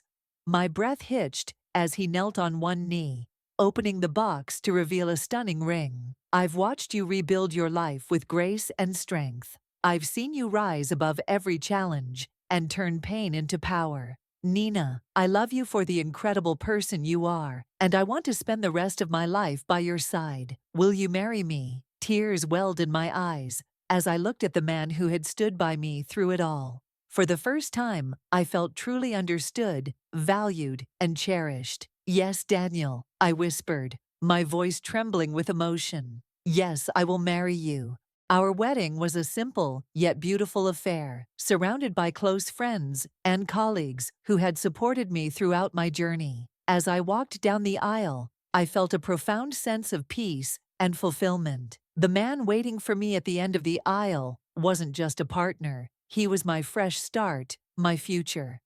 Years later, I found myself sitting in my garden, watching the sunset with Daniel by my side. Our children played nearby, their laughter filling the air. Looking back, the pain and betrayal of my past felt like a distant memory. I had been given a second chance, not just to live, but to thrive, to rebuild, and to love. Life had come full circle, and I wouldn't change a thing. If you enjoyed this story, don't forget to like, share, and subscribe to our channel for more amazing tales. Your support means the world to us. Reborn with memories of betrayal and death, Emma plays a dangerous game of revenge. But can she outsmart the husband who killed her and the best friend who helped him? I woke up gasping for air. The sound of birds chirping and sunlight streaming through the windows felt like a cruel joke. A world too peaceful for the chaos within me. My heart raced as I scanned the familiar surroundings of my bedroom. Everything was just as it had been 3 years ago, before Alex and Clara had destroyed me. Memories of my death surged forward like a tidal wave. Alex's loving whispers had masked the cold sting of the needle, his eyes void of remorse as he watched me fade away, and Clara, my best friend, had stood silently in the corner, her hands trembling with guilt while her greed glinted in her eyes. But this wasn't a dream. I was alive. Somehow, I had been given a second chance. Sitting on the edge of my bed, my hands trembled as I stared at the calendar. 3 years. I'd been sent back 3 years. My chest tightened, a mix of fury and determination brewing inside me. This time, I wouldn't be the naive woman who trusted too easily. This time, I would fight, and I would win. That evening, Alex walked through the door, his usual charming smile masking the monster beneath. "Hey, love," he said, leaning in to kiss my cheek. "How was your day?" I forced a smile, suppressing the urge to recoil. "Good. Busy as always. Don't overwork yourself," he said, his voice dripping with fake concern. "We've got that charity gala coming up, remember?" I nodded, pretending everything was normal. But my mind was already plotting. Alex had no idea I remembered everything. The betrayal, the lies, the murder. This time I wasn't just playing along, I was playing to win. The next morning, I began my work. Night after night, I delved into Alex's private world. Emails filled with coded exchanges, a burner phone hidden in his drawer, and a trail of money that painted a damning picture. It didn't take long to uncover the cracks, hidden bank accounts, suspicious transactions, and his constant messages to Clara. Every piece of evidence was a nail in their coffin. A week later, Clara appeared at my door, her radiant smile masking the viper beneath. "Emma, you look amazing," she said, pulling me into a hug. "What's your secret?" I smiled back, my mask firmly in place. "Just taking things one day at a time. Come in, I've got coffee ready." As we sat at the kitchen table, I watched her carefully. Clara thought she was in control, but she had no idea that I already knew the truth. "Clara," I began, feigning hesitation, "I need your advice about Alex." Her eyes sparkled with intrigue. She loved being the confidant. "Of course, what's going on?" "I'm worried about him," I said, lowering my voice. "He's been distant, almost secretive. Do you think I'm imagining things?" Her smile faltered for just a second, but it was enough. "Alex, no. He's always been so devoted to you," she replied, her tone overly casual. I nodded as if her words had comforted me, but inside I was already celebrating. Her reaction confirmed everything. She was hiding something, and soon I would have her right where I wanted her. Over the next few weeks, I played my role as the perfect wife and best friend. all while meticulously gathering evidence. Every interaction with Alex and Clara became a calculated move in my game of chess. They thought they were in control, but little did they know, I was already pulling the strings. The days passed in a blur as I meticulously wove my plan. Every smile I offered Alex, every laugh I shared with Clara, was a calculated move. To them, I was still the trusting Emma who believed in their every word. Little did they know I was the one pulling the strings now. One evening, as Alex finished his dinner, I asked casually, "How's work going? You've been spending a lot of late nights at the office." He didn't even look up. "Busy, as always, but things are stable." "Stable," I echoed, tilting my head with a hint of curiosity. "That's good to hear. Stability is important after all your hard work." He nodded, completely missing the edge in my tone. The next day, I met Clara at a boutique cafe. She arrived 10 minutes late, her usually perfect hair slightly messy, a rare crack in her polished facade. "Sorry, traffic was terrible," she said, sliding into the seat across from me. "No worries," I replied, sipping my coffee, studying her carefully. "How are things with you? You seem off lately." Clara hesitated, her confident smile faltering for just a moment. "Oh, it's just work. You know how demanding it can be." I leaned forward, lowering my voice, as if sharing a secret. "You know you can always talk to me, right?" Her lips twitched into a forced smile. "Of course, Emma. You've always been such a good friend."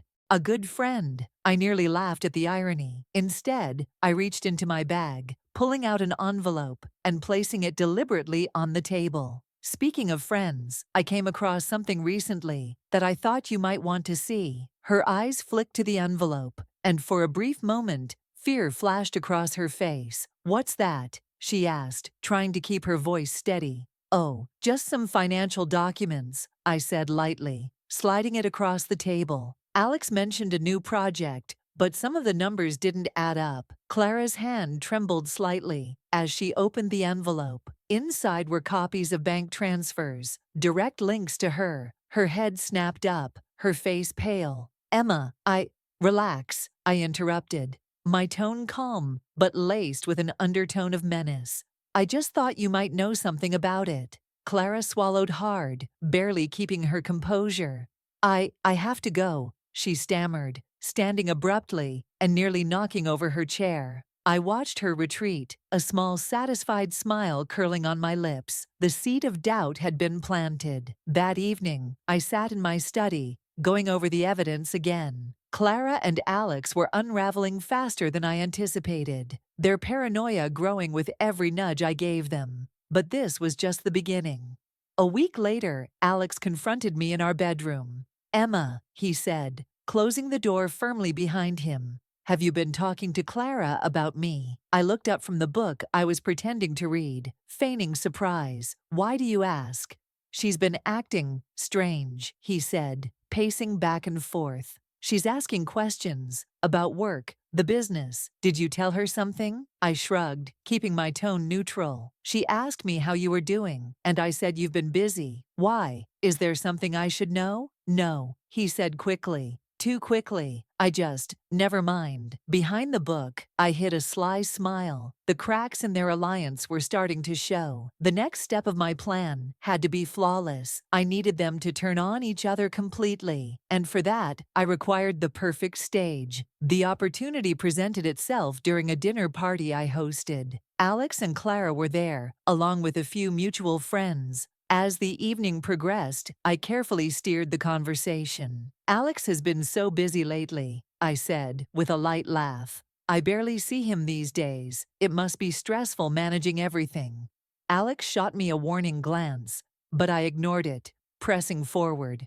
Clara, visibly uncomfortable, chimed in. "Well, Alex has always been great under pressure." "True," I agreed, setting my glass down with deliberate precision. "And I'm sure having you as a partner helps lighten the load."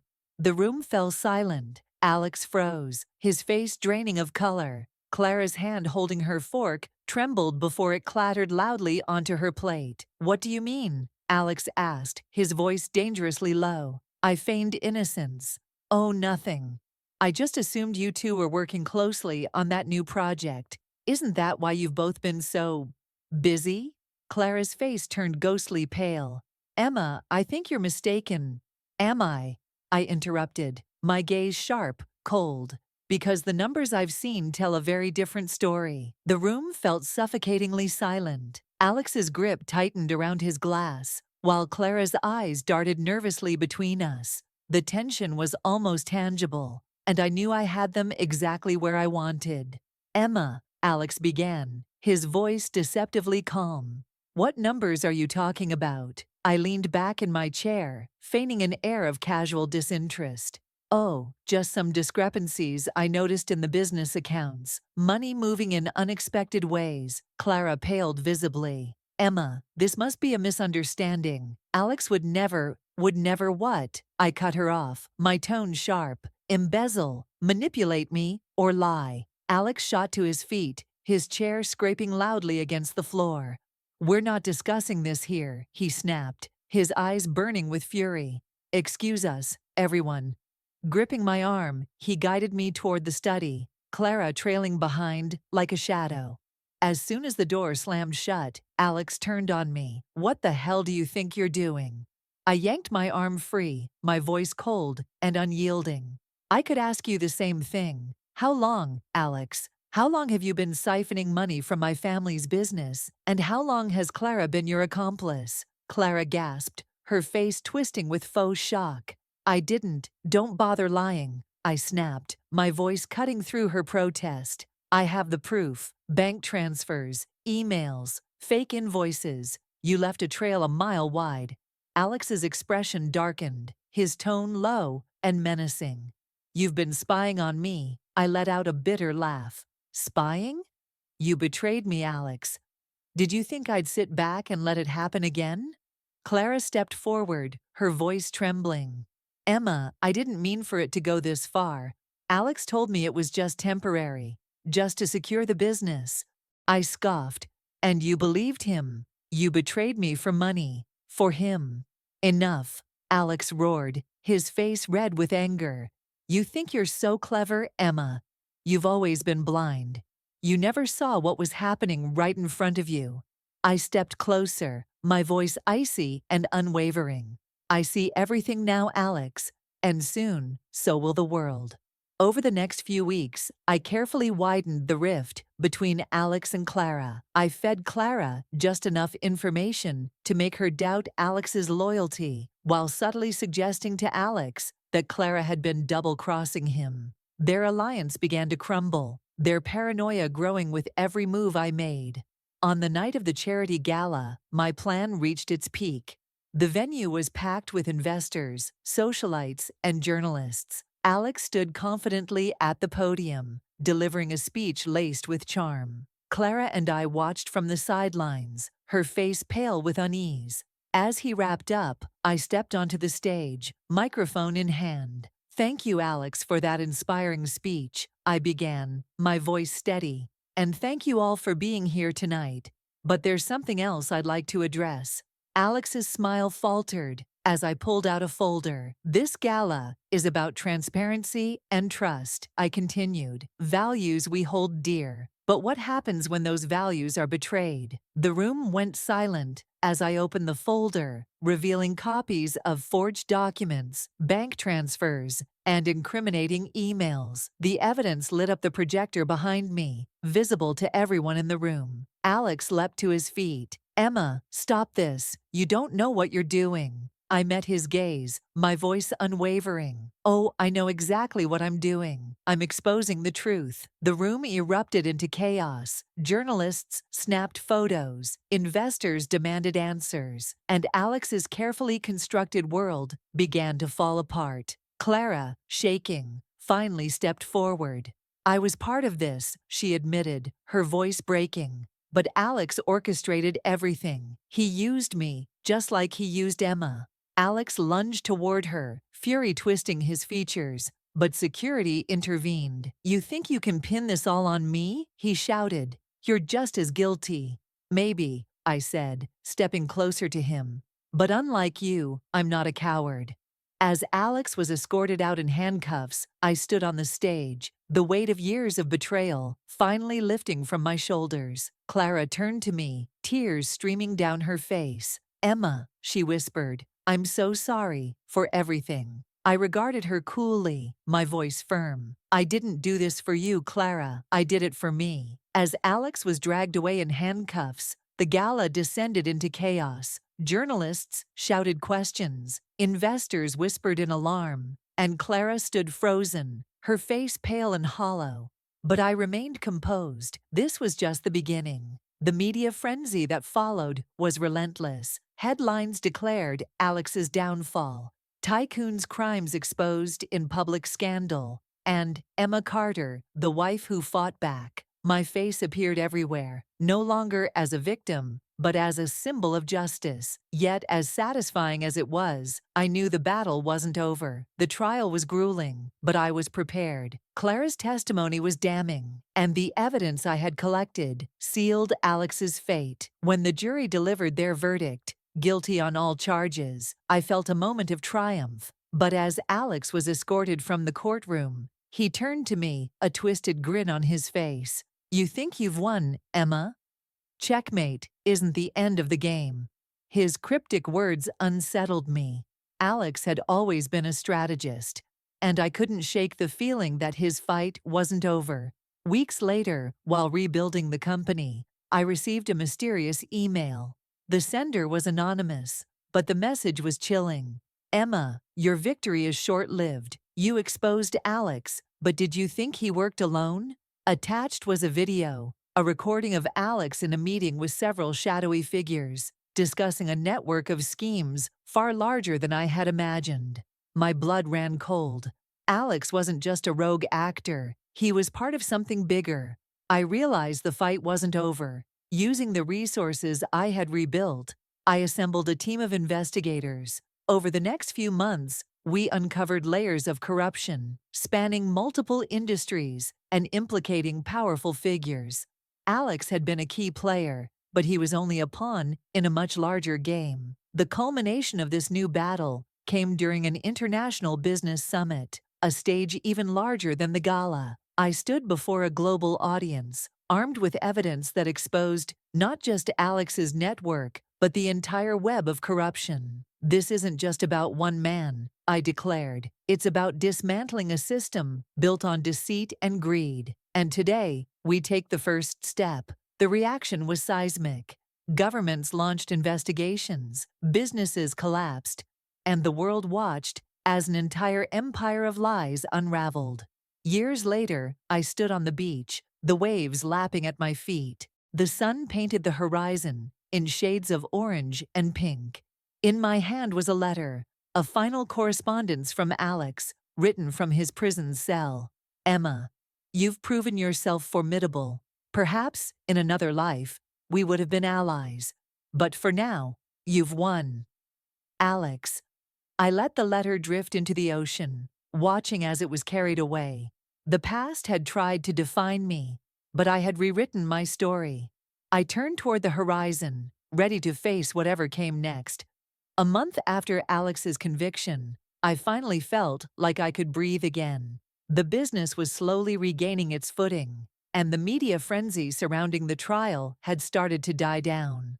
But the calm didn't last long. That evening, as I worked late in my office, an email from an unknown sender popped into my inbox. The subject line read only 2 words: "Watch closely." My hand hesitated over the mouse before I clicked it open. Inside was a short, grainy video, but its contents froze me in place. The video showed Alex sitting across from a group of shadowy figures. Their faces were obscured, but their voices were sharp and commanding. "Emma thinks she's won," a deep voice rumbled, "but she doesn't understand how deep this goes." "What's the plan?" Alex asked, his expression cold and calculating. "Wait, let her rebuild, then we take it all." A chill ran down my spine. These people weren't just Alex's associates, they were the real players, and now I was in their sights. I couldn't sit idly by and wait for them to strike. Over the next few days, I quietly hired a team of investigators,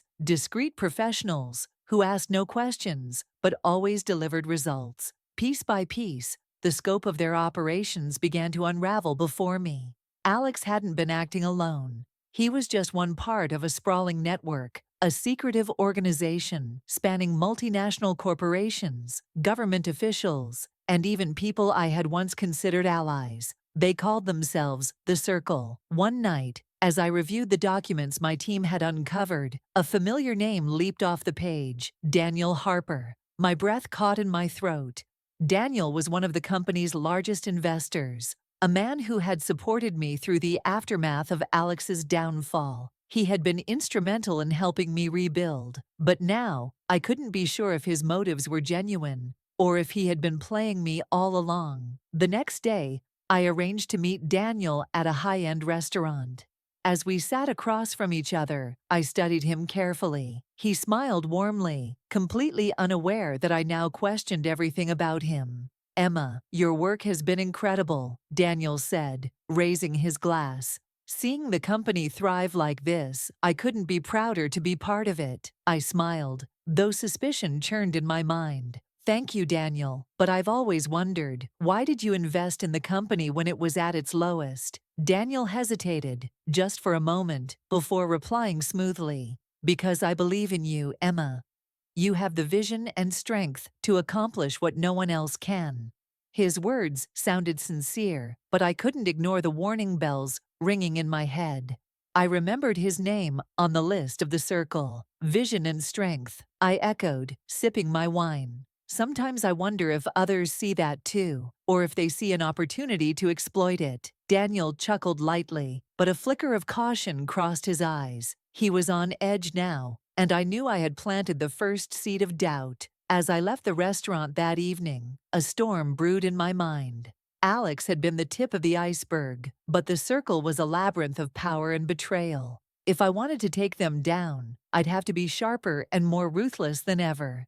In my pocket, the USB containing the first damning evidence against the organization felt heavier with every step I took. It was only the beginning, and I was ready to dismantle their empire, piece by piece. What is the Circle? Can Emma uncover the truth behind this powerful network, or will she become its next target? If you want to see how this story unfolds, let us know in the comments below. Your support helps us create more gripping tales just like this one. Don't forget to like, share, and subscribe for more. What would you do if the man you loved left you paralyzed, only to marry another woman? For Sophia, this was just the beginning. On the night of my wedding rehearsal, I saved the man I loved from death, only to watch him abandon me for another woman. The night before my wedding, I should have been overwhelmed with joy, finalizing last-minute details with my fiancé, Ethan Cole. Instead, I stood frozen in the living room, clutching my phone as his face twisted with guilt.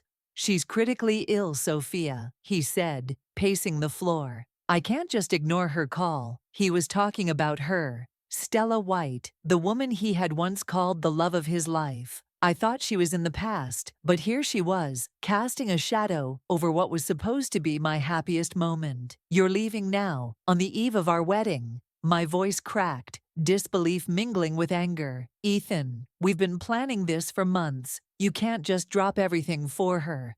He looked at me with what I can only describe as pity.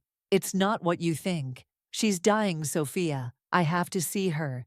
In that moment, something inside me broke. I begged, I pleaded, but he wouldn't listen. With a quick apology, he grabbed his keys and walked out the door, leaving me to drown in the weight of his choice. Driven by desperation, I followed him. The roads were slick with rain, the windshield wipers barely keeping up. My heart pounded as I saw his car ahead, speeding toward an intersection. And then it happened, a truck barreling through the red light. Time slowed. Without thinking, I swerved my car into the path of the truck, shielding Ethan from the impact. The last thing I remembered was the sound of metal crunching and Ethan's panicked voice calling my name. When I woke up, the world was a blur of pain and sterile white walls. My body felt foreign, heavy, unresponsive. A doctor stood by my side, his face grave. "You're lucky to be alive," he said. but the accident caused severe spinal injuries. I'm sorry, Sophia, but you're paralyzed from the waist down. The words hit me harder than the crash itself. I tried to process the reality. My legs, my independence, my life as I knew it, gone in an instant. Ethan was there, sitting at the edge of my hospital bed. His face was pale, his eyes brimming with guilt. Sophia, I'm so sorry, he whispered, clutching my hand. I'll never leave your side. I'll take care of you for the rest of my life. For a fleeting moment, I believed him. Despite everything, I thought his promise might be real. But reality has a cruel way of shattering illusions. A week later, as I struggled to adjust to life in a wheelchair, Ethan's behavior began to change. The man who had vowed to stay by my side grew distant. He spent more time away, his phone calls brief and filled with excuses. One evening, I overheard a hushed conversation between Ethan and his mother in the hallway. "She's a burden now, Mom," he said, his voice low but sharp.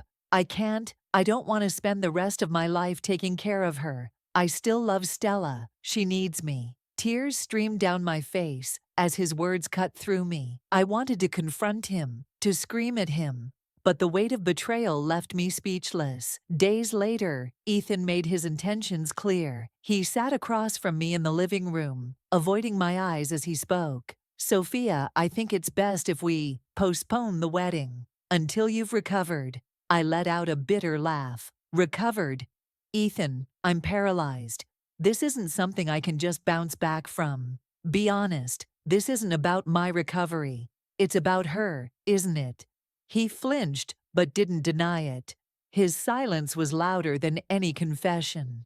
The next morning, the wedding was officially canceled, and the headlines screamed the news. Business tycoon, Ethan Cole, Mary's first love, Stella White in private ceremony. The betrayal was complete. Sitting alone in my empty apartment, I stared at the wedding dress still hanging in my closet. The pristine white fabric mocked me, a cruel reminder of what could have been. But as the pain gnawed at my soul, it gave way to something stronger. Anger. This wasn't just about Ethan leaving me for Stella. It was about the humiliation, the broken promises, and the way they had discarded me like I was nothing. I wasn't going to let them win. I started small. The night before Ethan's lavish wedding to Stella, I uploaded a single post on social media. Alongside a picture of my wedding dress, I wrote, "The man I loved for 6 years abandoned me after a car accident left me paralyzed. He broke our engagement to marry someone else. Is this the love story you admire?" The post spread like wildfire. Within hours, it was shared thousands of times, with comments flooding in from people around the world. "What a coward. He doesn't deserve you.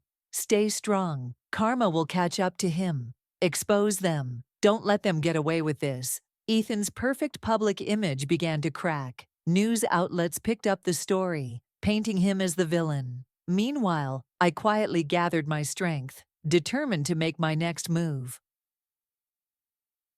The opportunity came sooner than expected. Ethan's company was hosting a charity gala, a high-profile event with journalists and socialites in attendance. With the help of an old friend, I secured an invitation and made my entrance. I wore a sleek black dress, tailored to perfection, and rolled into the venue in my wheelchair.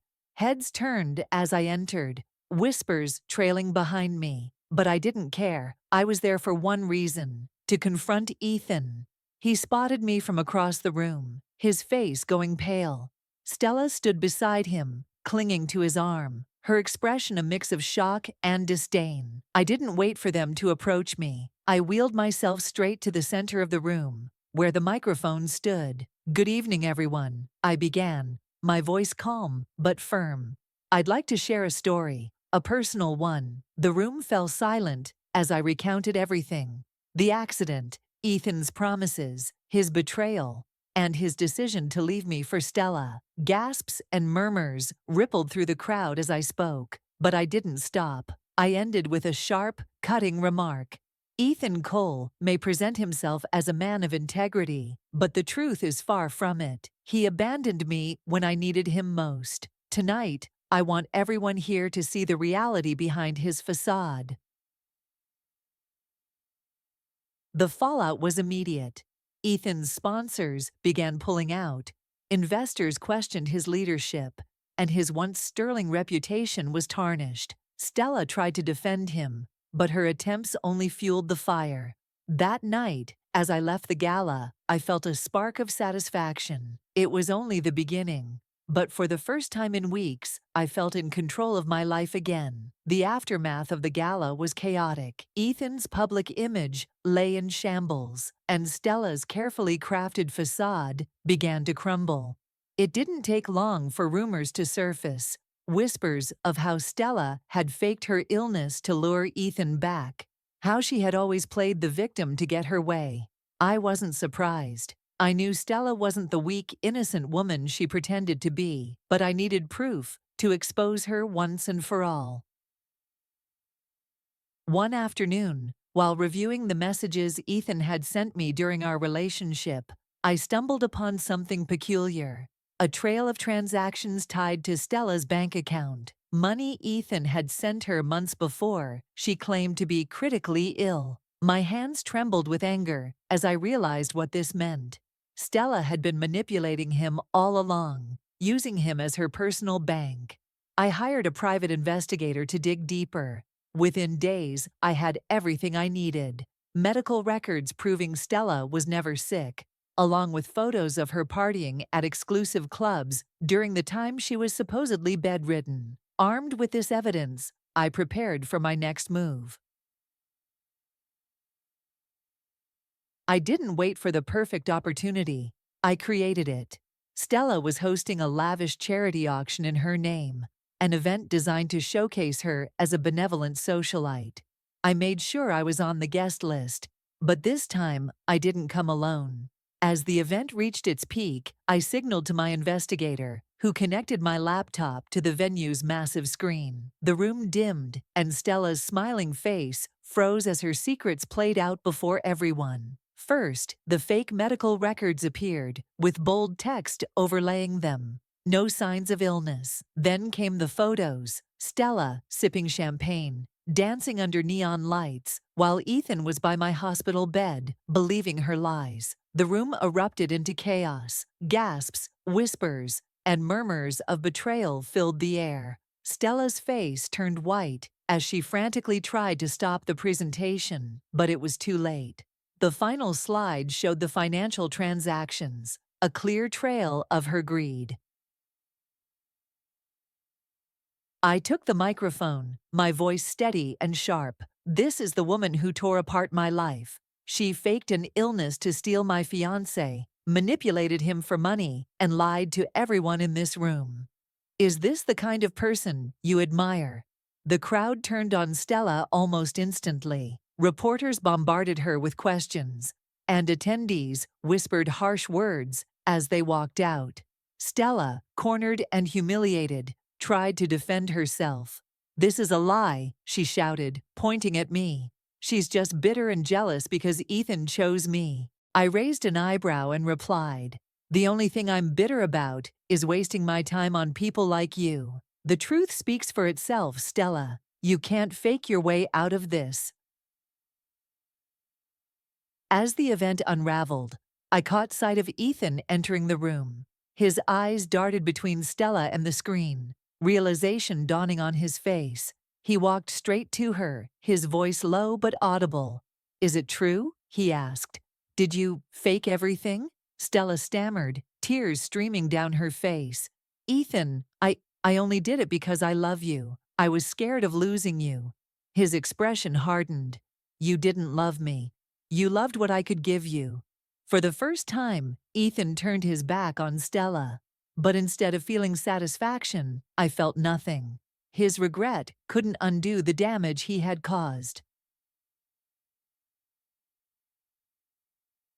That night, as I left the event, I realized something important. This wasn't about Ethan or Stella anymore. It was about me reclaiming my life, one step at a time. After the chaos of Stella's public exposure, I thought I'd finally seen the last of Ethan and his toxic family, but I underestimated their desperation.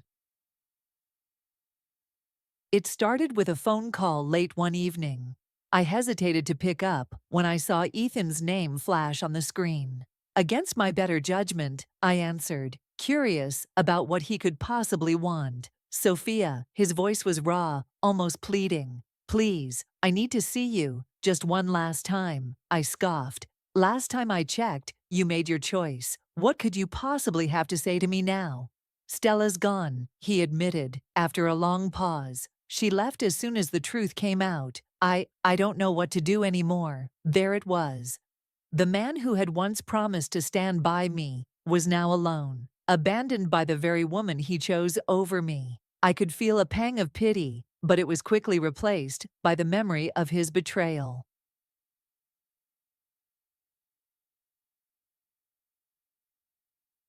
The next day, Ethan showed up at my office uninvited. His appearance was shocking, disheveled, pale, and far from the confident businessman I once knew. My colleagues stared as he knelt in front of me, a pitiful sight. Sophia, he began, his voice cracking. I know I don't deserve your forgiveness, but I'm begging you, please, give me another chance. I folded my arms, staring down at him. Another chance? After everything you've done. You threw me away when I needed you most, Ethan. Why would I ever trust you again? He reached into his pocket, pulling out a small velvet box. Inside was the engagement ring he had once given me. Because I still love you, he said. I was blind, Sophia. I didn't see what I had until it was too late. Please, let me make it right. The audacity of his plea left me speechless for a moment. But then I laughed, a bitter, hollow sound that echoed through the office. Love, I repeated, my tone sharp. Ethan, love isn't abandoning someone in their darkest hour. Love isn't marrying someone else while I was left paralyzed. You don't love me. You love the idea of me forgiving you so you can feel better about yourself. His parents weren't far behind. That evening, they showed up at my parents' house, their faces pale with desperation. Sophia, you have to help Ethan, his mother begged. He's lost everything, his company, his reputation. He needs you. I stepped forward, my voice calm but resolute. He lost everything because of his own choices. And as for your family, you've done nothing but belittle and manipulate me. I owe you nothing. My father, standing behind me, crossed his arms. You heard her. Now get off our property before I make you. Ethan's parents left humiliated, but I knew they wouldn't give up so easily. They had one last card to play, and they weren't afraid to use it. A week later, I received an unexpected visitor, Naomi Wang, Stella's so-called best friend, and the self-proclaimed mediator who had tried to ruin me before. She was holding a microphone, her cameraman trailing behind her. Sophia, Naomi began, her voice dripping with faux concern. Don't you think it's time to let the past go? Ethan is suffering, and the world is watching how heartless you've become. I rolled my eyes. Naomi, the world isn't stupid. They know exactly who you and Ethan are. If you're here to manipulate me, you're wasting your time. Naomi smirked. Oh, Sophia, the camera doesn't lie. Let's see how your cold-heartedness plays with the public. I pulled out my phone, revealing that I'd been live streaming her antics the entire time. Comments poured in. Naomi's at it again. She never learns. Stay strong, Sophia. We're with you. Expose her lies. Naomi's face turned pale as she realized her plan had backfired. Her cameraman muttered, Naomi, we should leave before this gets worse. She tried to snatch my phone, but I stepped back, keeping the camera on her. Everyone watching, this is the mediator Naomi Wang, defending a man who abandoned his fiancée for a liar. Let's make sure her lies don't go unnoticed. The backlash was swift. By the next day, Naomi's sponsors began dropping her, and her online presence dwindled into obscurity. As for Ethan, his final attempt to reconcile with me came in the form of a letter. In it, he apologized for everything and asked for forgiveness. I didn't respond. Some doors are meant to stay closed. After Ethan's desperate attempts to reconnect, I finally felt the weight of my past beginning to lift. I had faced his betrayal, exposed Stella's lies, and stood firm against the manipulative schemes of those who once held power over me. Now, for the first time in years, I was free to focus on myself. One morning, as sunlight streamed through my bedroom window, I found myself smiling. Not out of spite or victory, but genuine happiness, a feeling I hadn't experienced in a long time. I decided it was time to let go of the remnants of my old life. The first step was to cut all remaining ties with Ethan. I sold the shares of his company that I had acquired during our relationship. The money I received was more than enough to start a new chapter. When news of the sale reached Ethan, he called me in a fit of rage. "You sold your shares," he shouted over the phone. "Do you know what you've done? That company is sinking without those funds." I took a deep breath before responding, my tone calm. "Ethan, those shares were mine, just like my life is mine. You made your choices, and now I'm making mine. It's time for you to face the consequences." "You're heartless," he hissed. "No, Ethan," I replied firmly. "I've just learned to stop letting you take from me." I ended the call, feeling an incredible sense of relief. For the first time, I had taken control of my life and refused to let anyone dictate my future. My next focus was rebuilding my career. With the funds from the shares, I started my own business, a nonprofit organization supporting women who had faced abuse and betrayal. The work was challenging but rewarding. For every woman I helped, I felt a piece of my heart heal. One day, during a community event, I met someone who would change my life forever. His name was Lucas, a kind-hearted architect who volunteered his time to design shelters for survivors. Unlike Ethan, Lucas didn't shower me with empty promises. Instead, his actions spoke louder than words. We started as colleagues, then friends, and eventually something more. Lucas never saw my wheelchair as a limitation. He saw me as a person, strong, determined, and capable. For the first time, I felt what it was like to be loved for who I truly was.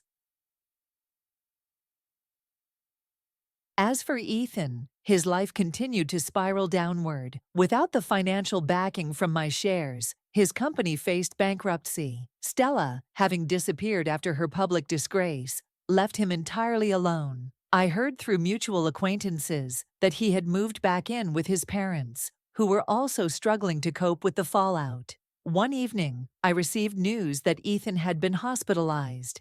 His health had deteriorated rapidly, likely from the stress and isolation. I considered visiting him, but decided against it. Some chapters are better left closed. Months later, as I stood on the balcony of my new apartment, overlooking the city skyline, I felt a sense of peace wash over me. The past no longer haunted me. I had faced my demons, reclaimed my power, and built a life filled with purpose and hope. The rain began to fall softly, but instead of retreating inside, I stayed, letting it wash over me. For the first time, the storm didn't feel like a curse. It felt like a cleansing, a reminder that even after the darkest nights, the sun always rises. I whispered to myself, "I'm free." Months turned into a year, and my life flourished in ways I never imagined. My nonprofit organization grew rapidly, receiving recognition and support from people worldwide. Women who had been silenced found their voices through our platform, and I realized that my pain had led me to create something truly meaningful. But as life moved forward, I couldn't ignore the whispers about Ethan. His name occasionally surfaced in conversations, always paired with stories of his decline. He was no longer the charismatic businessman I had once known, but a shadow of his former self. Still, I kept my distance, knowing that my chapter with him had ended. One rainy afternoon, I received an unexpected letter.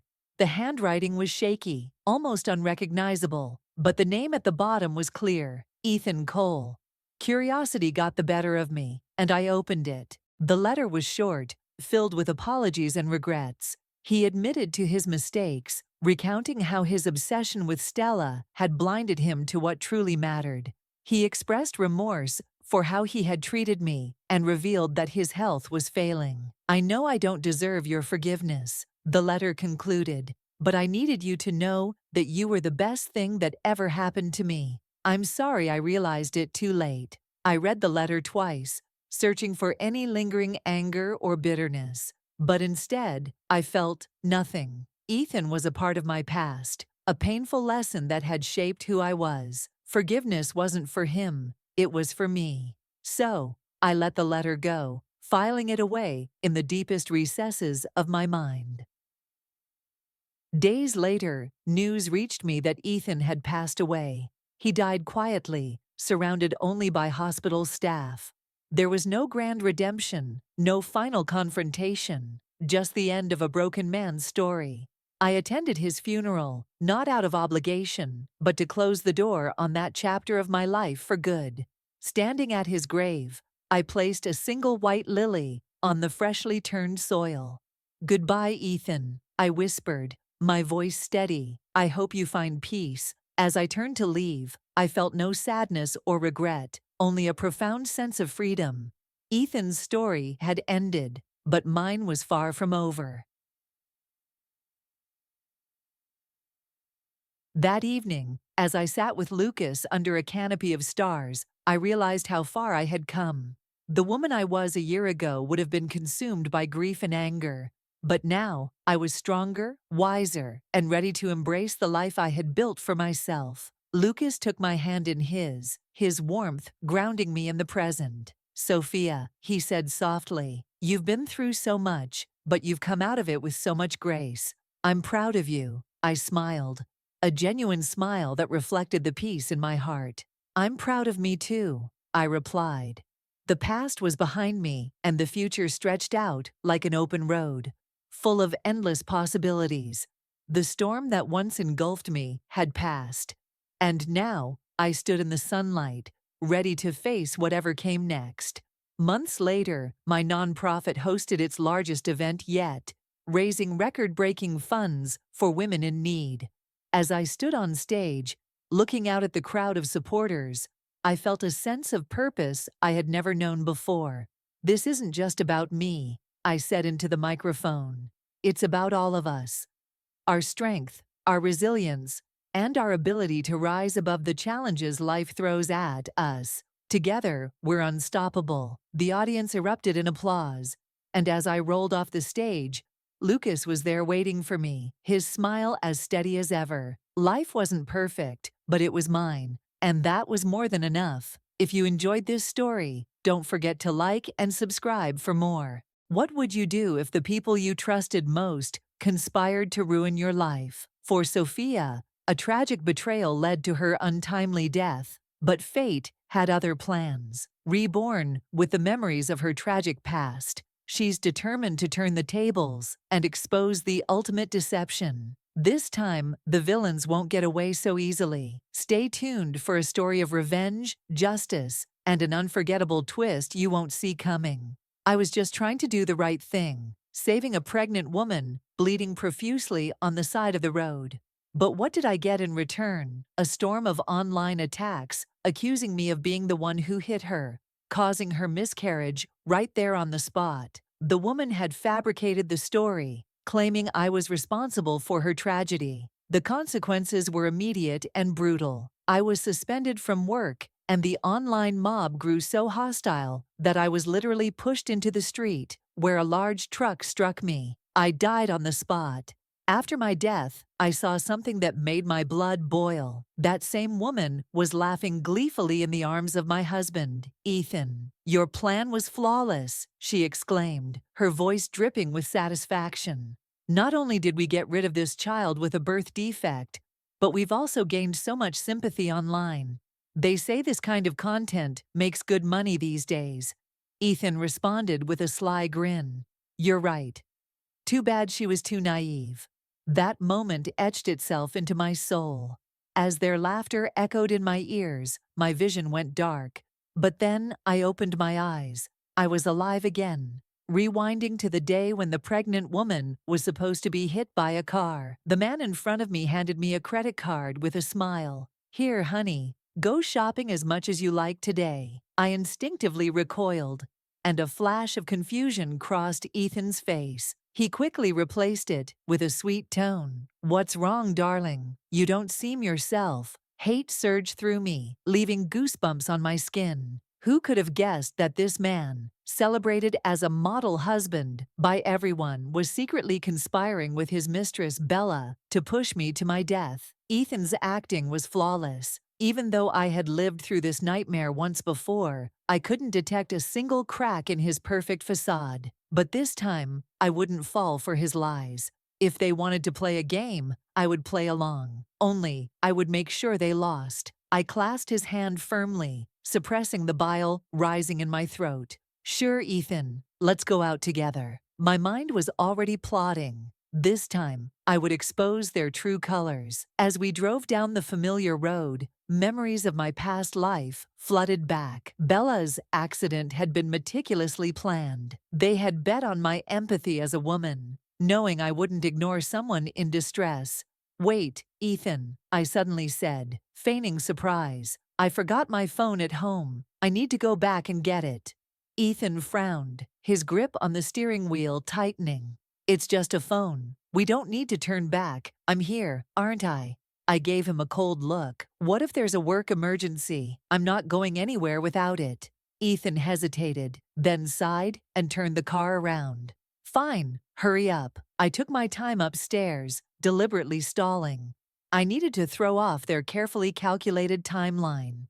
When I finally returned to the car, Ethan looked visibly anxious, beads of sweat forming on his brow. He wasted no time stepping on the gas, driving us to the location where Bella was meant to stage her accident.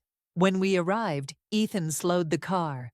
"Look, over there," he said, pointing ahead. "Someone's lying on the road. She's bleeding." It was Bella, clutching her stomach dramatically.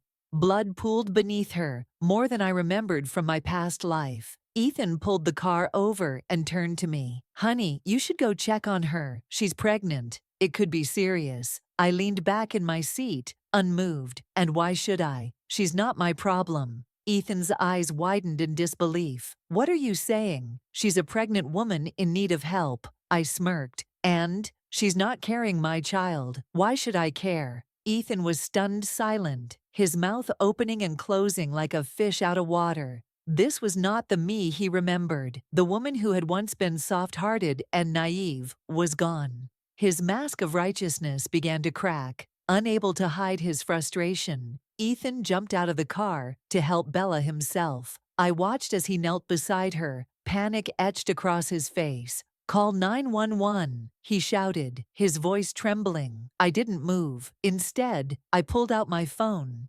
angling it to capture the scene. This time, the world would know who had saved Bella and who had stayed in the car. At the hospital, chaos ensued. Bella was rushed into the emergency room as Ethan frantically tried to maintain his act. "We need help. She's losing too much blood," he shouted, looking every bit the concerned hero. The doctor emerged moments later, his expression grim.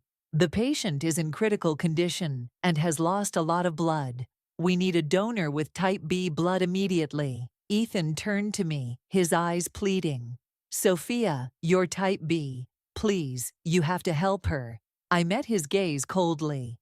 "Help her? Do you even remember that I had surgery just last month? My body isn't ready to donate blood." Ethan stiffened, caught off guard. "What are you talking about?" I raised my voice slightly, just enough for the nearby medical staff and bystanders to hear. "I had an abortion last month. My body hasn't recovered yet. You knew this, didn't you? How could you even suggest I donate blood?" The nurse standing nearby frowned and immediately turned to Ethan. "If that's true, she can't donate. Her health comes first." Ethan's face went pale as murmurs began spreading among the crowd. The image he had tried so hard to craft was starting to unravel. Before he could respond, I added, "But wait, Ethan. You're type B too, aren't you?" You should donate. You're perfectly healthy." All eyes turned to him. The nurse stepped forward, grabbing his arm. "If you're a match, come with me. We'll prepare for the donation." Ethan stammered, sweat dripping down his forehead. Well, I. The crowd began to murmur louder, their judgmental stares boring into him. Left with no choice, Ethan reluctantly followed the nurse. As he walked away, his shoulders slumped. I couldn't help but smile. Let him taste the humiliation he so richly deserved. 15 minutes later, Ethan emerged, pale and shaky after donating blood. He barely managed to stand upright. But his ordeal wasn't over yet. Bella had survived, but the baby hadn't. The doctor informed us gravely, "The patient is stable, but we couldn't save the baby." We went to visit Bella in her hospital room, where she lay weak and trembling. The moment she saw me, her eyes filled with hatred. She pointed a shaking finger at me. You did this to me. You ran me over. You killed my baby." I let out a bitter laugh. "Bella, you're mistaken. Ethan was the one who helped you. I didn't even touch you." Ethan froze, caught off guard by the sudden shift. Bella's face contorted with rage as she realized her accusations had no weight. I crossed my arms and turned to Ethan. "Isn't that right, dear?" He opened his mouth to respond, but no words came out. He looked like a deer caught in headlights. I knew then that the tables were turning. This time, I wasn't going to be the victim. Bella's accusations fell flat, but she wasn't about to give up so easily. Tears streamed down her face as she turned to the police officer standing nearby. "Officer, please, they hit me with their car and are trying to cover it up. They even paid my hospital bills in advance because they feel guilty." The officer glanced at Ethan, who was frozen in place, visibly sweating. I decided to play along, feigning shock. "Bella, what are you saying? Ethan here risked his life to save you. How could you accuse him of something so vile?" Ethan's head snapped toward me, his eyes wide with panic. I simply smiled and continued. "Officer, check the security footage or interview witnesses. You'll see that Ethan was the hero today." Bella's face twisted in frustration as she realized the trap she had walked into. The officer nodded and promised to investigate thoroughly, but Bella's tantrum was far from over. As soon as the police left, she turned on Ethan. "How could you let this happen? Do something." Ethan looked at her helplessly. "Bella, I don't know what to do." I leaned against the wall, watching the chaos unfold with quiet satisfaction. Bella's true colors were beginning to show, and Ethan was drowning in the mess he had created. But this was just the beginning. Later that night, Ethan cornered me at home, his demeanor desperate. "Sophia, we need to talk." I raised an eyebrow, pretending to be concerned. "What's wrong, Ethan?" He hesitated, his voice dropping to a pleading tone. "We have to settle this with Bella. She's making things worse for us. Maybe we should just give her some money and end this." I laughed bitterly. "You mean you want me to give her money? For what?" "To reward her for ruining my life." Ethan's face fell. "Sophia, please, think about our reputation. This could ruin everything." I stepped closer, lowering my voice to a menacing whisper. "You ruined everything the moment you betrayed me, Ethan. Don't think for a second that I'll lift a finger to help you clean up this mess." His shoulders slumped as he realized I wasn't going to back down. That night, I heard him pacing in the next room, muttering into his phone. He was desperate, and desperation made people reckless. I knew he was planning something. The next morning, Ethan burst into the bedroom, his face pale and his hands trembling. "Sophia, Bella, she's threatening to jump off a building. She's live streaming it. Everyone is blaming us." I sat up slowly, feigning grogginess. "She's live streaming again. How dramatic." He glared at me, panic in his eyes. "Sophia, this is serious. You need to come with me right now." I took my time getting ready, deliberately choosing an outfit that exuded calm authority. Ethan's frantic pacing only added to my amusement. "Relax, Ethan. Let's go watch her show." When we arrived at the scene, Bella was indeed standing on the edge of a 6-story building, tears streaming down her face as she spoke into the camera. The live comments were pouring in, with strangers taking her side and condemning us as monsters. Ethan dropped to his knees, begging her to come down. "Bella, don't do this, please." Bella pointed at him, her voice trembling with emotion. "You and your wife ruined my life. If you won't take responsibility, I have no choice but to end mine." The crowd gasped, but I remained unfazed. This was exactly what she had done in my past life, and I wasn't going to let her manipulate me again. Calmly, I stepped forward and addressed the onlookers. "Everyone, I'm here to clarify the situation. Bella is trying to extort money from us by playing the victim. But the truth is, my husband saved her life, and she's twisting the story to suit her narrative." Bella's face turned red with rage as I pulled out my phone. "Oh, and just in case anyone doubts me, I have a video. It shows exactly what happened when we found her." I played the footage, showing Bella lying on the ground, far from our car. The comments on the live stream immediately shifted. People began to realize that Bella's story didn't add up. Bella froze, her confidence shattered. Ethan, on the other hand, stared at me in shock. "You recorded it? Why didn't you tell me?" I smirked. "Why would I?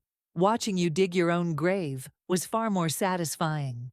The crowd's mood shifted almost instantly. The online comments turned vicious, calling Bella a fraud and a manipulator. "So she faked the whole thing. What a liar," one person typed. "Wasting everyone's sympathy like that. Disgusting," another added. Bella's face went pale as she stared at the screen, reading the barrage of hateful remarks. Her lower lip trembled as she tried to defend herself. "No, it's not true. They're lying." But it was too late. The crowd had turned against her. Ethan, sensing the tide shifting, desperately tried to salvage the situation. "Let's not make this worse," he stammered.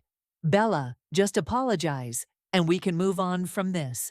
Bella's eyes burned with rage. "Apologize? To her? After everything she's done to me?" I couldn't help but laugh. "Bella, the only one who owes an apology here is you. Or have you forgotten your own lies already?"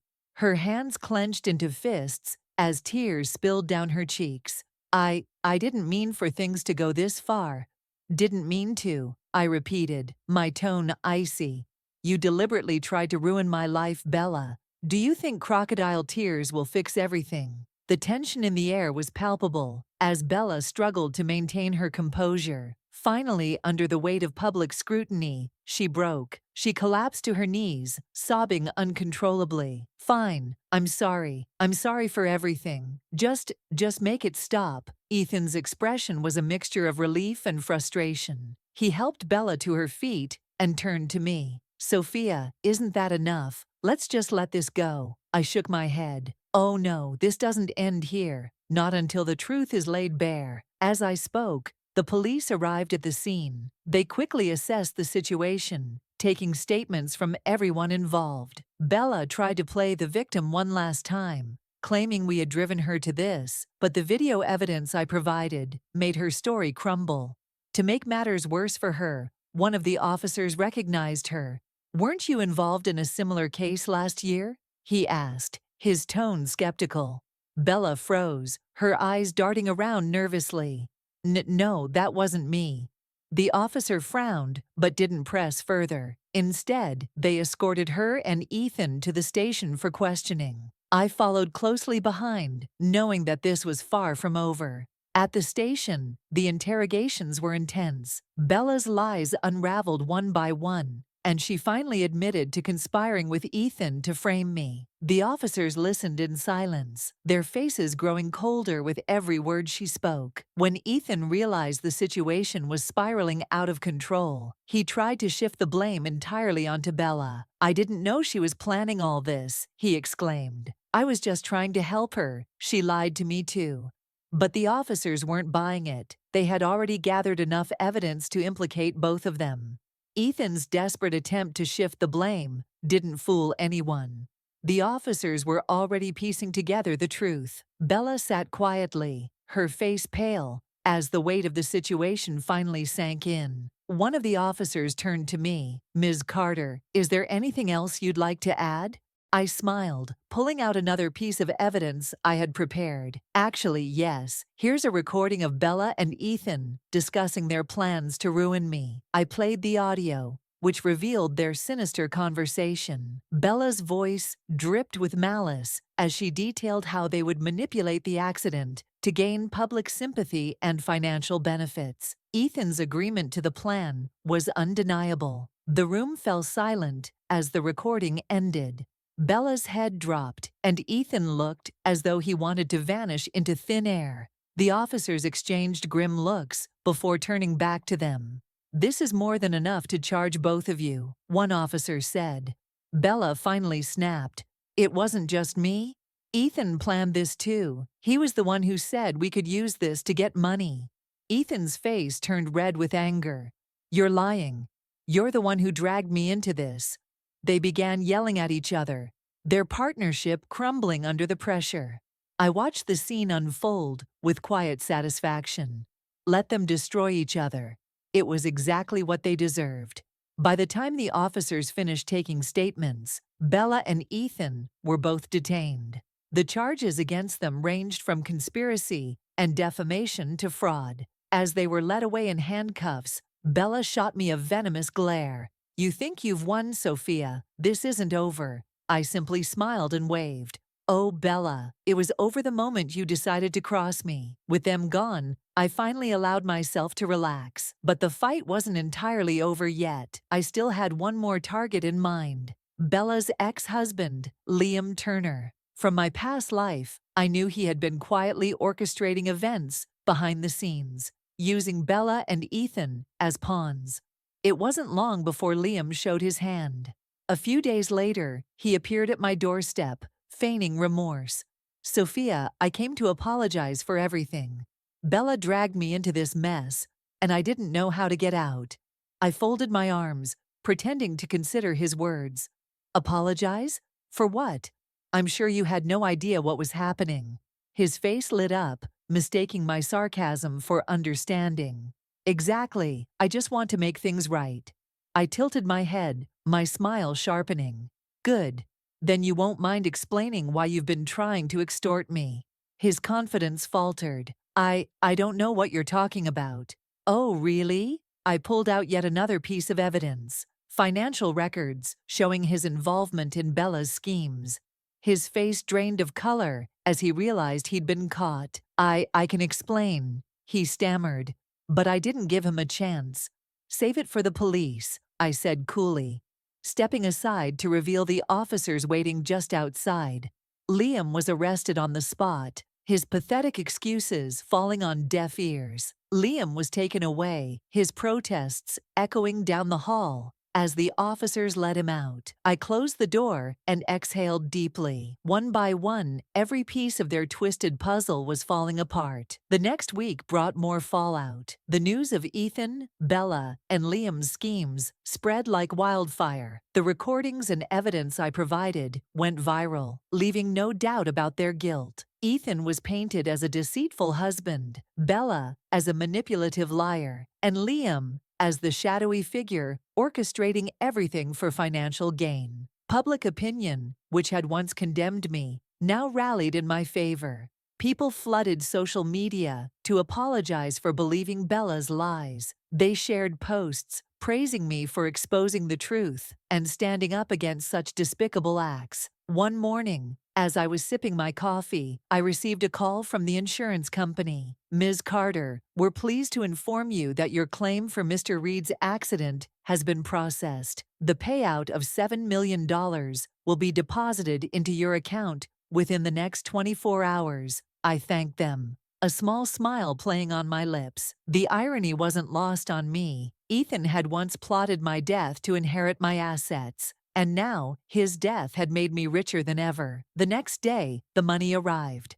Looking at the numbers on the screen, I couldn't help but feel a sense of triumph. This was my reward for enduring their betrayals and fighting back. But I wasn't done yet. I used a portion of the money to make anonymous donations to women's shelters and charities that supported victims of abuse and betrayal. It was my way of turning something terrible into something meaningful. As for Bella and Liam, their trials began shortly after their arrests. I attended the court hearings, sitting quietly as the prosecutors laid out their crimes. The evidence was overwhelming, and the jury wasted no time delivering their verdicts. Bella was sentenced to 15 years for conspiracy and fraud. Liam received 20 years for his role in orchestrating the schemes. Both of them broke down in court, pleading for leniency, but the judge showed none. Their actions had been too heinous to ignore. I left the courtroom that day feeling lighter,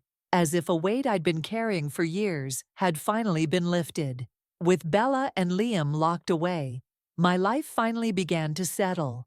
I focused on rebuilding what they had tried so hard to destroy. My career, my reputation, and my peace of mind were all pieces I carefully put back together. But I wasn't just recovering, I was thriving. The media frenzy surrounding the trial brought unexpected opportunities. My story resonated with countless people, especially women who had been betrayed or manipulated. Offers poured in from publishers, talk shows, and advocacy groups. I became a voice for resilience, using my platform to encourage others to stand up for themselves. One afternoon, I sat in my office reviewing a proposal for a partnership when my assistant knocked on the door. "Ms. Carter, there's a package for you." Curious, I opened it to find a small, neatly wrapped box. Inside was a handwritten note. "Sophia, you won this round, but life is long. Don't think for a second that you're untouchable." Anonymous. I frowned, but instead of fear, I felt a spark of determination. Whoever had sent this wanted to rattle me, but they underestimated my resolve. I placed the note in a drawer, making a mental note to increase my security measures. If there were still shadows from my past trying to haunt me, I was ready to confront them. Later that week, I met with a lawyer to finalize a trust fund I had set up for the families of women who had suffered as I once did. It felt empowering to use my resources for something meaningful. While I couldn't erase the pain of my past, I could turn it into a force for good. One evening, as I walked through the city, the lights from skyscrapers casting a golden glow on the streets below, I reflected on how far I'd come. The woman I was now, confident, independent, and unshakable, was a far cry from the naive wife who once trusted blindly. I had been given a second chance, and I wasn't wasting it. Every step I took now was deliberate, every decision purposeful. I had faced betrayal, manipulation, and even death, yet I emerged stronger. As I reached the top of a hill overlooking the city, I paused, taking in the view. The city buzzed with life, a reminder that no matter what happens, the world keeps turning. And so would I. With one last glance at the skyline, I turned and walked away, ready for whatever life had in store. Don't forget to subscribe to Tiny Storytime for more thrilling stories.